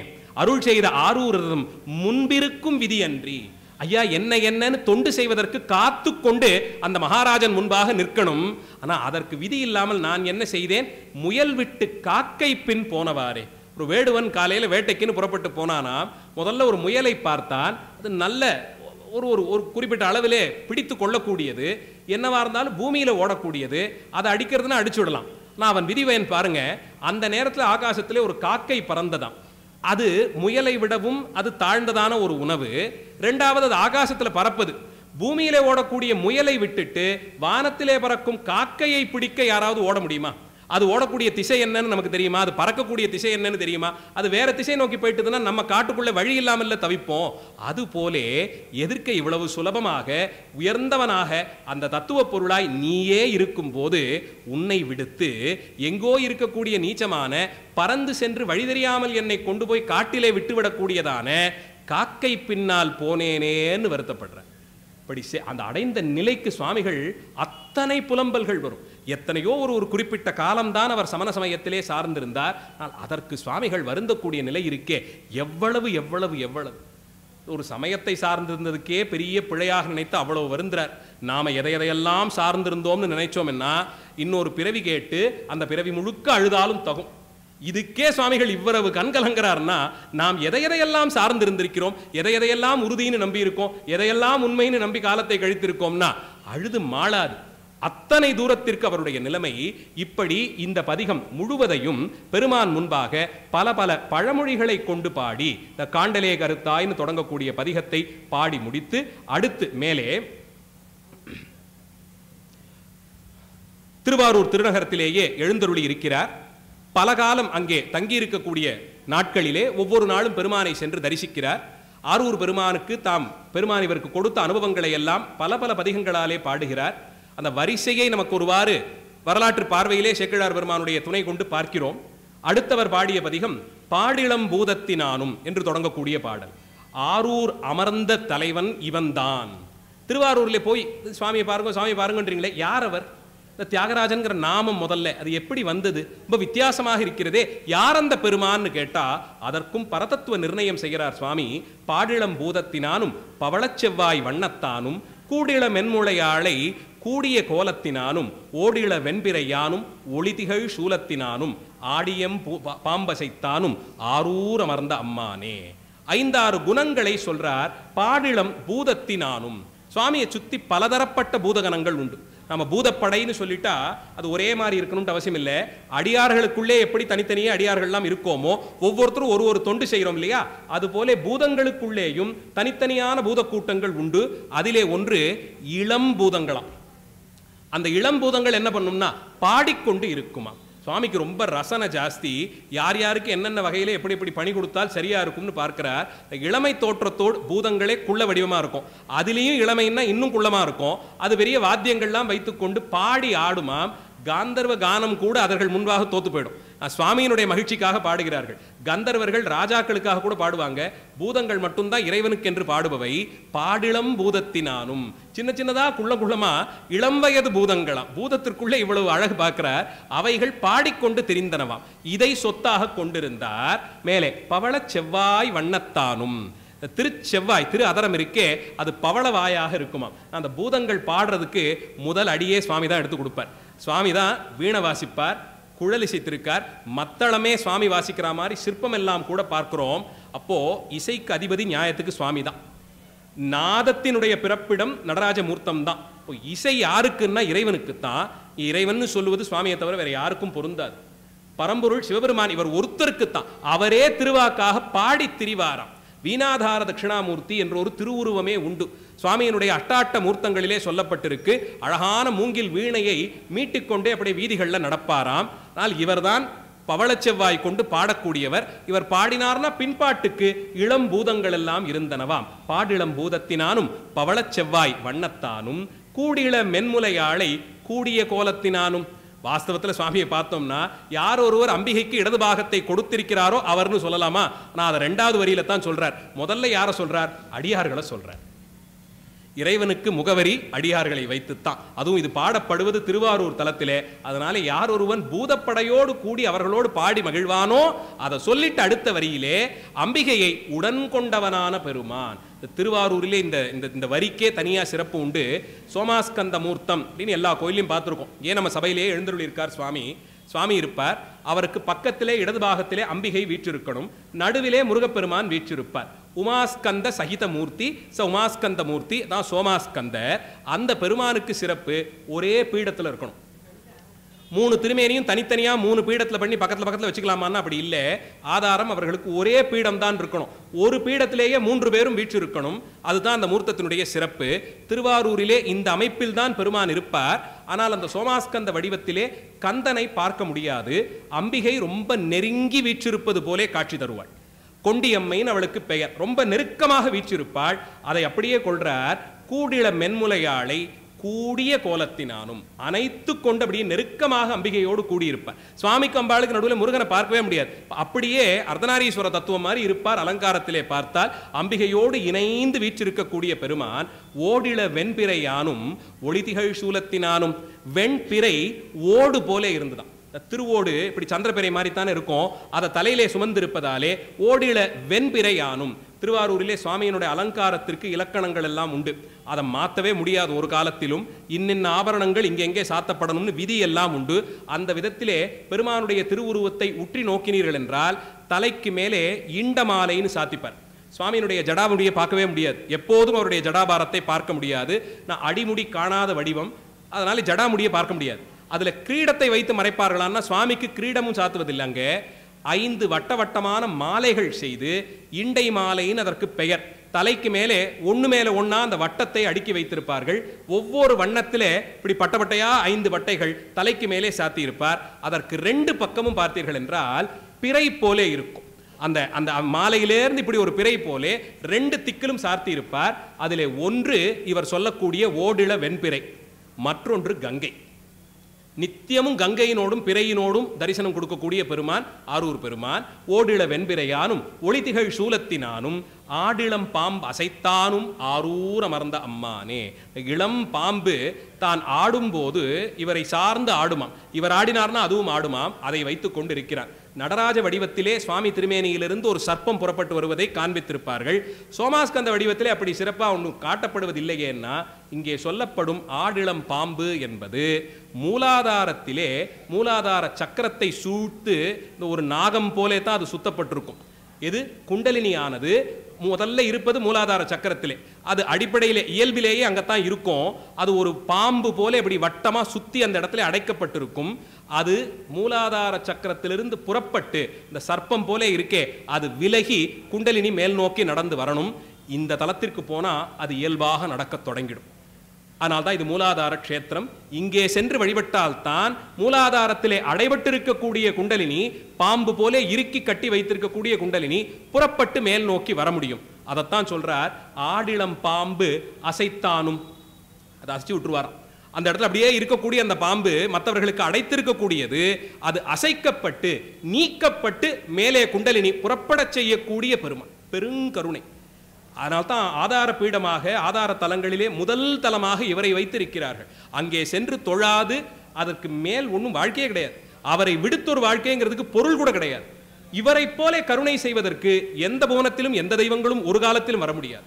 போதும் போதும்னு பார்த்து பார்த்து கருணை செய்து கைத்தாங்கல்னா கையிலே உள்ளங்கையிலே வைத்து தலைமையில் வைத்து தாங்கக்கூடிய பெருமான், அப்பேற்பட்ட கருணை.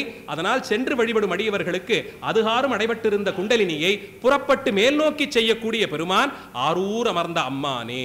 அதான் இந்த திருத்தலத்து பதிகங்கள்ல தான் தத்துவ கோட்பாடுகள் எல்லாம் நிறைய மறைப்பொருள் போல ஆங்காங்கே வைத்து வைத்து வைத்து சொல்லிட்டு போவாங்க. இவ்வளவு பெரிய அந்த குண்டலினி யோகத்தினுடைய ரகசியத்தை அப்பர் பெருமான் அங்கே வைத்து காட்டுற ஆச்சு. இன்னொரு ஒரு வாரத்திலே 13ஆம் தேதி பாத தரிசனம், திருவாதிரை திருநாள். சிதம்பரத்திலே ரொம்ப விசேஷம் திருவாதிரை, அது எல்லா அடியார்களும் அடிந்தது. ஆரூருக்கு என்று வாய்த்த பல்வேறு ரகசியங்கள்ல ஒன்று, அங்கே திருவாதிரை திருநாள் இன்னும் விசேஷமாக கொண்டாடப்படும். அப்பர் பெருமான் ஆரூர் திருவாதிரையைத்தான் கொண்டாடி பாடி இருக்கார். தில்லையிலே கொண்டாடப்பட்ட திருவாதிரை பற்றி நமக்கு ஒன்றும் பதிகங்கள் கிடைக்கல. திருவாரூரில் நடந்த திருவாதிரை திருநாளுக்குத்தான் ஒரு பதிகமே முழுக்க பாடி கொடுத்திருக்கார். அதுவும் அப்பர் சொல்ல ஞானசம்பந்தர் கேட்ட பதிகம். அது இவ்வளவு சிறப்பு வாய்ந்த பதிகம். இவர் சொல்ல அவர் கேட்டாராம். அந்த காட்சியை நினைத்து பாருங்கள். எங்கேயோ பூம்புகலூர் உள்ள நுழையறதுக்கு முன்னாடி ஒரு வயல்வெளி. அப்பர் பெருமான் திருப்புகலூருக்கு வரார். எங்கிருந்து? திருவாரூரில் தங்கி பலகாலம் தரிசனம் பண்ணி அங்கே மார்கழி திருவாதிரை திருநாளில் எல்லாம் கலந்து கொண்டு நான் முடிச்சிட்டு பூம்புகலூர் நோக்கி வருகிறார். புகலூரிலே அங்கே முருகநாயனார் மடத்திலே ஞானசம்பந்த பெருமான் இருக்கார், யாழ்வாணர் இருக்கார். இவர்கள் எல்லாம் சூழ்ந்திருக்க வாகீச பெருமானார் வரார்னு தெரிந்த உடனே சம்பந்த பிள்ளையார் ஊர் எல்லைக்கு போய் நின்று காத்துக்கிட்டு இருந்தாராம் அப்பரடிகளை வரவேற்கணும்னு. வந்த அப்பரடிகள் ஒருவரை ஒருவர் தொழுது கொண்டார்களாம். எங்கு சென்றீர், என்குற்றீர், என்னெல்லாம் பார்த்தீர்னு கேட்டார். ஓஹோ, அதுவா, திருவாரூரிலே மார்கழி திருவாதிரை திருநாள் நடந்தது, அதை கண்டு தரிசித்து அங்கே கொஞ்ச காலம் இருந்தேன்னாராம். ஆரூர் தலத்தில் திருவாதிரை திருநாளா, அது எப்படி இருந்ததுன்னு உங்கள் வாக்காக கேட்கணும்னு ஞானசம்பந்த பிள்ளையார் கேட்க அப்பர் பெருமான் சொன்னது.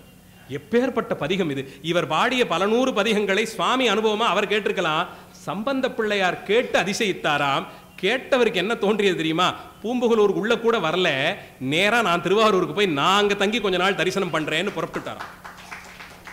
இந்த அனுபவத்தை நான் இழந்திருந்தேனே இத்தனை காலமும். வாகீசர் சொல்லி அந்த சிறப்பு நமக்கு கிடைத்ததே. அவர் பாடி இவருக்கு இந்த மாதிரி ஒரு பதிகத்தை நினைத்து பாருங்களேன். அம்மையார் போய் கைலாயத்தில் அமர்ந்து சுவாமியும் அம்மனும் கேட்க பதிகம் பாடினாள். அந்த சிறப்பெல்லாம் ஒரு பக்கம். அப்பர் பாட சம்பந்தர் கேட்டார்னா எப்பேற்பட்ட பதிகம் அது! முத்துவிதானம்னு தொடங்கக்கூடிய அற்புதமான பதிகம். அந்த பதிகத்தை பூம்புகலூர் எல்லையிலேயே நின்று, எங்கேயோ இன்னைக்கு இருக்கக்கூடிய அந்த வயல்வெளிக்கு நடுவில் சைவ சமயத்தின் 2 மத்த கஜங்களான இந்த 2 ஆச்சாரியர்களும் நின்று கொண்டு இந்த காட்சியை நினைத்தாலே எப்படி இருக்கும்? அப்பர் சொல்ல அதை சம்பந்தர் கேட்டாராம். அப்படி கேட்டு அனுபவித்த உடனேயே மடத்துக்கு கூட போல, பெட்டி படிக்கையெல்லாம் எடுத்துட்டு வரல, யாராவது போய் எடுத்துட்டு வாங்க, நான் இப்போதே திருவாரூருக்கு புறப்படுறேன்னு புறப்பட்டாராம் அங்கிருந்து. இந்த அனுபவம் எல்லாம் நிச்சயமாக சொல்லுகிறேன் அடியார் பெருமக்களே, திருவாரூருக்கு வாய்த்தார் போல கைலாயத்திற்கு கூட வாய்க்கல், வேறு எந்த தலத்திற்கும் வாய்க்காத சிறப்பு இந்த அனுபவம் எல்லாம். அப்படி அப்பர் பெருமான் கொண்டாடிய தலம். ரொம்ப முக்கியமான ஒரு குறிப்பை கொடுக்கிறார். நரியை குதிரை செய்வானும் நரகரை தேவு செய்வானும் விரதம் கொண்ட ஆடவல்லானும் விச்சின்றி நாறு செய்வானும் முரசெதிர்ந்த ஆணை முன்னோட முன்பணிந்து அன்பர்கள் ஏத்த அறவரை சாத்தி நின்றானும் ஆரூர் அமர்ந்த அம்மானே. இந்த பெருமான் என்ன மாதிரி விசித்திரம் எல்லாம் செய்வார் தெரியுமா? நரியை குதிரை செய்வானும் நரகரை தேவு செய்வானும். நரியை குதிரை ஆக்குவார். அது நிறைய லீலைகள்லாம் செஞ்சிருக்கார். வாதவூரடிகளுக்கு செய்தது. அதை சுவாமிகளும் நிறைய பாடல்ல பாடியிருக்கார். நரியை குதிரை பரியாக்கி ஞானமெல்லாம் நடப்பித்து பெரிய தன்னன் மதுரையெல்லாம் பிச்சேதேற்றிய பெருந்துரையானான பெருமானுடைய சிறப்பெல்லாம் வாதவூரடிகள் பாடுறார். ஆனால் வாதவூரடிகள் காலம் அப்பர் காலத்திற்கு பிறகுன்னு சொல்லப்படுது. அப்ப இந்த நிகழ்ச்சி எப்படி அப்பர் பெருமான் முன்கூட்டியே சொன்னார்? சுவாமிகள் 7ஆம் நூற்றாண்டிலே இருந்திருக்கார். வாதவூரடிகளை குறித்து, அவர் காலத்தை குறித்து நிறைய விசாரம் சென்ற நூற்றாண்டில் நடந்தெடுத்து பெரிய அளவிலே நிறைய சான்றுகளை எடுத்துக்கொண்டு பார்த்தால் அவர் 9ஆம் நூற்றாண்டுன்னு சொல்வதுதான் பொருத்தமாக இருக்கிறது. அதே காரணத்தினால்தான் சுந்தரமூர்த்தி சுவாமிகளும் அவருடைய பெயரை வைத்து சொல்லலை, தொகையை பாடும்போது அதை சொல்லலை. வாதவூரடிகளுடைய சிறப்பு அது தனி சிறப்பு. அதனால 63க்கு நடுவில் வைக்காம அவரை தனியே வைத்து கொண்டாடுகிறோம். ஆனால் அவர் வாழ்க்கையில் நடந்தது தானே நரியை குதிரையாக்கினது, குதிரையை பரிய என்றெல்லாம் அவருக்கு நடந்ததாச்சே. அப்பர் பெருமான் அவர் காலத்துக்கு முந்தையவர். இதை எப்படி சொன்னார்னா, சாந்தோக்கிய உபனிஷத்திலே மனசை தேர் போல ஆக்கிக்கொண்டு அதிலே எம்பெருமானை நிறுத்தி வீதியிலே கட்டி கூட்டிக்கிட்டு போகணும். அதற்கு புலன்களாகிற நரிகளை கட்டிவிட்டீர்கள் என்றால் அது தட்டு தடுமாறி ராஜபாட்டையிலே போக வேண்டிய தேர் காட்டுப்பகுதியிலே போய் விழுந்துவிடும். அங்கே குணங்களை, நல்ல குணங்களை, வேதாகமங்கள் கூறிய நல்ல குணங்களை குதிரைகளாக்கி அவற்றை கொண்டு அந்த தேரை செலுத்தினால் அது ராஜபாட்டையிலே ஊர்கோலமாக போகும். நீங்கள் முடிவு செய்து கொள்ளுங்கள், நீங்கள் மனமாகிற தேரிலே நரியை கட்டப் போகிறீர்களா, குதிரையை கட்டப் போகிறீர்களா? இது சாந்தோக்கிய உபனிஷத் வச்சனம்.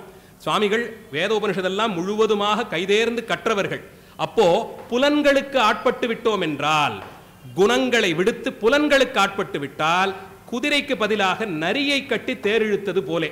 ஆனா அது மாறணும்னா புலன்களை என்னால கட்டுப்படுத்த முடியலையே, ரொம்ப கடினமாக இருக்கே, எத்தனை முயற்சி பண்ணாலும் அதனுடைய வீரியம் கூட இருக்கேன்னு பயந்தீர்கள் என்றால் அடுத்து புறப்பட்டு திருவாரூருக்கு போயிடுங்க. அந்த பெருமான் என்ன செய்வார்? நரியை குதிரையாக மாற்றி விடுவார். புலன்களுக்கு ஆட்பட்டிருந்த நம்மை அந்த புலன்களினுடைய உண்மைத்தன்மையை காட்டி கொடுத்து, இது முழுக்க போய் இதற்கு விழுந்து விடாதே, இதை கடந்து குணத்திற்கு ஆட்பட்டிருத்தல் என்ற நிலைக்கு மனதை எளிமையாக பக்குவப்படுத்தி கொடுக்கக்கூடிய பெருமான் ஆரூர் பெருமான். நரியை குதிரை செய்யக்கூடிய சிறப்பு அவருக்கு மட்டும்தான். இது நடந்துட்டா அடுத்து என்னாகும்? நரகரை தேவு செய்வானும். புலன்களுக்கு ஆட்பட்டு விழுந்து கிடந்தால் நரகத்திற்கு இலவசமா கூட்டிட்டு போயிடுவாங்க. நம்ம கஷ்டமே பட வேண்டாம், கவலையே வேண்டாம். காலம் வரும்போது சரியா காத்திருந்து கூட்டிட்டு போக வேண்டியவங்க வந்து தெளிவா கூட்டி போய் உட்காந்து வச்சிருவாங்க. நமக்கு வேலையே கிடையாது. ஆனால் அதை மாற்றி நம்மையும் தேவ பதவிக்கு உயர்த்த வேண்டும் என்றால் குணங்களுக்கு ஆட்பட்டு நல்ல குணங்களிலே பழகி பெருமானை சென்று அடைய வேண்டும். அதனால் நரியாக இருந்து நரகம் செல்ல இருந்தவர்களை பரியாக மாற்றி பரமன் தேவத்தன்மையை கொடுக்கக்கூடியவனாம். நரியை குதிரை செய்வானும் நரகரை தேவு செய்வானும். விரதம் கொண்டு ஆடவல்லானும் விச்சின்றி நாறு செய்வானும். விச்சுன்னா விதை, விதைக்கு விச்சுன்னு பேரு. நாறுன்னா நாற்று. ஒரு நாத்தங்கால் நட்டோம்னா அதுல இருந்து பயிர் முளைத்து வரும். அதுக்கு ஒரு விதை வேணும் இல்லையா? விதை இருந்தால்தான் பயிர் விளையும். தியாகராஜ பெருமானுக்கு அதெல்லாம் வேண்டாம். அங்கே நீங்கள் பதரை இட்டாலும் வளரும். அது அந்த தலத்துக்கு மட்டும்தான் முடியும். நாட்டு தான் நடனும் இல்ல, விதை விதைத்துத்தான் வளரணும் இல்ல, பதர் கூட முளைக்கும் சிறப்பு திருவாரூர் தலத்திற்கு உண்டு. அந்த பெருமானை போலே கையில் தாங்கி அடியாரை பக்குவப்படுத்தி உயர உயர உயர கொண்டு போகக்கூடியதற்கு வேறொன்றையும் அடியன் அறிந்ததில்லை. நான் கண்ட நல்லதுன்னா அவர் ஒருத்தர் தான். உட்கார்ந்தாலும் எழுந்தாலும் அவரையே சிந்தித்திருக்கும் போது கிடைக்கக்கூடிய சிறப்புகள் போலே வேறு எதற்கும் வாய்க்காது. அப்பேற்பட்ட தன்மை. விச்சின்றி நாறு செய்யக்கூடியவர், விதை இல்லாமலேயே முளைக்கச் செய்யும் சாமர்த்தியம். மந்திரோபதேசத்தை குறித்து வரக்கூடியது. மந்திரத்தினுடைய சிறப்புகளை, அதனுடைய விதை பகுதி எது, அதெல்லாம் பிரித்து சொல்வது பகிரங்கமாக செய்வதில்லை. அதனால் அறியன் அந்த பகுதியை விட்டுடுறேன். இந்த அளவிலே கொள்ளுங்கள். பெறக்கூடிய மந்திரத்தினுடைய தன்மையை வைத்து சொல்றாருன்னு எடுத்துக்கோங்க. விச்சின்றி நாறு செய்வானும் முரசதிர்ந்து ஆனை முன்னோட முன்பணிந்த அன்பர்கள் ஏத்த அறவரை சாத்தி நின்றானும் ஆரூர் அமர்ந்த அம்மானே. ஆரூர் பெருமான் இப்படி புறப்பட்டு வந்துட்டார்னா அவருக்குரிய முரசுன்னு ஒன்று உண்டு. அதை அரித்து கொண்டுதான் வர வேண்டும். நம் மகாராஜா, ராஜாவினுடைய சின்னங்கள் கொடி, குடை, தலைப்பு, நாடு, தலைநகரம், அந்த வரிசையிலே முரசு ஒன்று உண்டு. அவங்களுக்கான அந்த வாத்தியத்தை முழங்கினால்தான் புறப்பட்டு வருவார். திருவண்ணாமலை பெருமானுக்குன்னு தனியா ஒரு உடல் வாத்தியம் இருக்கு. வேறு எங்கும் அந்த கதியில வாசிக்க மாட்டாங்க. அவருக்கு மட்டும்தான் அது. அந்த சத்தத்தை கேட்டுட்டா பெரிய நாயகர் புறப்பட்டுட்டார்னு சித்தம் பண்ணிக்கலாம். அது போலே முரசு தியாகராஜ பெருமானுக்கும் தனியே உண்டு. சுத்த மத்தளம்னு அதற்கு பெயர். அந்த மத்தளத்திலே அந்த நடை வாசித்தால் தான் அவர் புறப்படுவார். அதை வாசித்து முன்வர முன்பணிந்த அன்பர்கள் ஏத்த அறவரை சாத்தி நின்றாடும் பெருமான். முன்னாடி யானை ஓடுமாம். அவருக்கான முரசு கொட்டி இது அப்படியெல்லாம் அடிக்க முடியுமா? அப்படி அடியார்கள் அப்போ என்ன செய்வாங்கன்னா, முன்பணிந்த அன்பர்கள் ஏத்த அறவரை சாத்தி நின்றானும். அடியார்களை உகந்து கொண்டு பெருமான் எழுந்தருளக்கூடிய ராஜாங்கமான அந்த திருவாரூர் திருத்தலத்தை அடைந்து விட்டால் நீங்கள் பதராக இருந்தாலும் முளைத்து விடலாம், விதையே இல்லாமல் பயிராக முளைக்கலாம். நரியானவர்களும் நரகத்தை அடையாமல் அவர்களை பரியாக்கி தேவு செய்யக்கூடிய நிலைக்கு உயர்த்துவிடும் பெருமான் திருவாரூர் பெருமான். அடுத்து சூலப்படையானை சூழாக வீழருவி கோலத்தாட் குங்குமம் சேர் குன்றெட்டுடையானை பாலொத்த மென்மொழியாள் பங்கனை பாங்காய ஆலத்தீன் கீழானை நான் கண்டது ஆரூரே. தருமபுரம் ஆதீனத்திலே ரொம்ப வழக்கங்கள் ரொம்ப அழகழகான வழக்கங்கள் நிறைய உண்டு. திருவாரூர் திருத்தலம் எங்கள் ஆதீனத்தினுடைய குருமுதல்வர் குருஞான சம்பந்த சுவாமிகளினுடைய ஞான தீட்சாசிரியராக இருக்கக்கூடிய கமலை ஞானப்பிரகாசர் வீற்றிருந்த திருத்தலம். அந்த ஞானப்பிரகாசருடைய மடம் தான் இன்றைக்கும் தர்மயாதீனத்தினுடைய பெயரிலே அவர்கள் நிர்வாகத்தில் இருக்கக்கூடியது. கமலை ஞானப்பிரகாசர் என்ற பரமாச்சாரியர் திருவாரூரிலே தட்சிணாமூர்த்தி சன்னதியிலே வீற்றிருக்கும் போதுதான் குருஞான சம்பந்தமூர்த்தி சுவாமிகள் அவரை வந்து தரிசிக்கிறார். அந்த பெருமானை இங்கே அப்பர் பெருமான் பாடுறார். சூலப்படையானை சூழாக வீழருவி கோலத்தோட் குங்குமம் சேர் குன்றெட்டு உடையானை. பெருமானுடைய லட்சணத்திலே அவருடைய அஸ்திரத்தை குறித்து சொல்லுகிறார். சூலப்படை, அதை உடையவன். அடுத்து நல்ல செஞ்சந்தனம் அந்த செஞ்சாந்து, நாம சந்தனம்னு சொல்றது இந்த சந்தனக்கட்டை வெள்ளையாவோ மஞ்சளாவோ நிறம் வருது இல்லையா, அதை விட உயர்ந்தது செஞ்சந்தனம். இன்னைக்கு அது ரொம்ப கடினமாயிட்டுது கிடைக்கிறதுக்கு, அதனால நாம் இதை பயன்படுத்துறோம். வாஸ்தவத்தில் பெருமானுடைய உபச்சாரத்திலே செஞ்சந்தனம் தான் சொல்லப்பட்டிருக்கு. ரொம்ப உயர்ந்தது செஞ்சந்தனம். அதுவே நேரா கிடைக்கலன்னா, இந்த செம்மரம்னு சொல்றோமே அதுதான், அது கிடைக்கலன்னா சந்தனத்திலே 2 இதழ் குங்குமப்பூவை போட்டு கலந்து சாமிக்கு சாத்துறோம். அதுதான் வழக்கமே தவிர்த்து இந்த குங்குமம்னு ஒன்று சாத்துறது இல்லை. நேரடியாக இங்கே குங்குமம்னு சொல்லப்படுவது செஞ்சாந்தைத்தான்.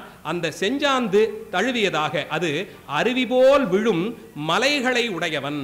சுவாமிக்கென்று இருக்கக்கூடிய தனித்துவமான சொத்துக்களிலே, சுவாமியினுடைய விசேஷங்களிலே ஒன்றாக 8 குன்று, அதை ஒரு தனித்துவமான சிறப்போடு இங்கே சொல்றார். குன்றெட்டு உடையானை பாலொத்த மென்மொழியாள் பங்கனை பாங்காய ஆலத்தின் கீழ், ஆலமரத்தின் அடியிலே தட்சிணாமூர்த்தியாக வீற்றிருக்கக்கூடிய இந்த பெருமானை, அவர் ஆலமரத்தின் அடியிலே இருப்பது ஒரு தனி சிறப்பு.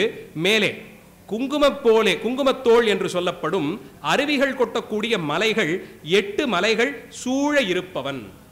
8 மலைகள் சொல்லுவது அம்பிகையை மலைமகள் என்கிறோம். பர்வதராஜனுக்கு மகளாக பிறந்தாள். அந்த பர்வதம் என்பது இமயமலையை குறித்து வருவது. அந்த பர்வதராஜனுக்கு உட்பட்டதாக விந்தியம் தொடக்கமாக 8 மலைகள் இருந்தன. அந்த 8 மலையையும் திருமணத்திற்கு பிறகு ஸ்ரீதனமாக சுவாமிக்கு கொடுத்துட்டார். அப்ப சுவாமிக்கு அந்த 8 மலைகளும் வந்து சேர்ந்து விட்டன. 14 புவனங்களும் அவரது தான். இது என்ன ஒரு 8 மலை தனியா வேற யார்தோவான்னு இவருக்கு கொடுக்கறதுக்குன்னா, 8 மலைன்னு இங்கே சொல்லப்படுவது என் குணங்களை, பெருமானுடைய 8 உயர்ந்த குணங்களை. மேலே என் தோள் வீசி ஆடுவது பெருமானுடைய வழக்கம். 8 தோள்களையும் சொல்லலாம் மலை என்று. 8 தோள்களையும் பெருமானுடைய மலையாக சொல்லலாம். இதைத்தான் மலை நீங்க சொல்றார். இத்தனை விதத்துல பொருள் கொள்ளக்கூடியது அதுக்கு சொல்றேன். இந்த சிறப்போடு கூடியவனான பெருமான் ஆலத்தின் கீழ் அமர்ந்தானாக திருவாரூர் தலத்திலே வீற்றிருக்கிறார் என்று கூறியிருக்கிறார். இப்படி மேலே பல அனுபவங்களை திருவாரூர் திருத்தலத்திலே இருந்தபோது தங்கியிருந்து சுவாமிகள் பெற்றிருந்தார். அதையெல்லாம் அப்பர் சுவாமிகளுடைய அனுபவத்தையும் மேலே ஞானசம்பந்த பிள்ளையாரினுடைய அனுபவத்தையும், இந்த 2 பேரையும் இணைக்கிற பாலம் தான் முத்துவிதானம்னு தொடங்கக்கூடிய பதிகம். இவர் பார்த்துட்டு திருவாரூர்ல தரிசனம் பண்ணிட்டு போற, திருப்பகலூர் எழுந்தருளினவாறே ஞானசம்பந்தரிடத்தை இந்த விஷயத்தெல்லாம் சொல்றார். கேட்டுக்கொண்ட சம்பந்த பிள்ளையார் உடனே புறப்படுகிறேன்னு எல்லையிலிருந்து புறப்பட்டு வந்தார். அவர்கள் 2 பேரையும் பாலப்படுத்தியது இந்த முத்துவிதானம்னு தொடங்கக்கூடிய பதிகம். அதையும் சம்பந்தருடைய அனுபவங்களையும் நாளைய தினம் இதே போலே மாலை 7 மணிக்கு சிந்திப்பதற்கு திருவருளும் குருவருளும் கூட்டுவிக்கட்டும். அடியார் பெருமக்கள் கூறியவற்றிலே அனுபவிப்பதற்கு தகுதியாக ஏதாவது இருந்தால் அதெல்லாம் தர்மயாதீன குருமகா சன்னிதானனுடைய அருளாலே விளைந்தது. குற்றம் குறையிருப்பின் அது அடியேன்பால் குணம் என்ற அளவிலே கொண்டு அடியேன் வினைப்பயனால் விளைந்தது. அதை திருத்தி பணிகொள்ளும்படியாக கேட்டுக்கொண்டு நிறைவு செய்கிறேன். மூர்த்தி எல்லாம் வாழி எங்கள் மோன குருவாழி, அருள் வார்த்தை என்றும் வாழி, அன்பர் வாழி பராபரமே. ஆதிபராசக்தி என்னும் அன்னை வாழி, அல்லியங்கோதை பெயராம் அம்மை வாழி, மாதவர் சேர் வான்மீக நாதன் வாழி, மகிழ்வருளும் தியாகேச வள்ளல் வாழி, போதமுதவும் தேவதீர்த்தம் வாழி, புனித சிவனடி தொண்டர் வாழி, நீதியருள் சிவதர்ம கர்த்தர் வாழி, நிறை செல்வ திருவாரூர் நீடு வாழி. எல்லாம் ஸ்ரீ தியாகராஜ கிருபை. ஸ்ரீ தியாகராஜ மகாராஜோ விஜயத்தே. ஆரூரா தியாகேசா. நன்றி, வணக்கம். உங்களுக்கு பிடிச்சிருந்தா லைக் பண்ணுங்க, உங்க ஃப்ரெண்ட்ஸுக்கு ஷேர் பண்ணுங்க, மறக்காம எங்க சேனலுக்கு சப்ஸ்கிரைப் பண்ணுங்க.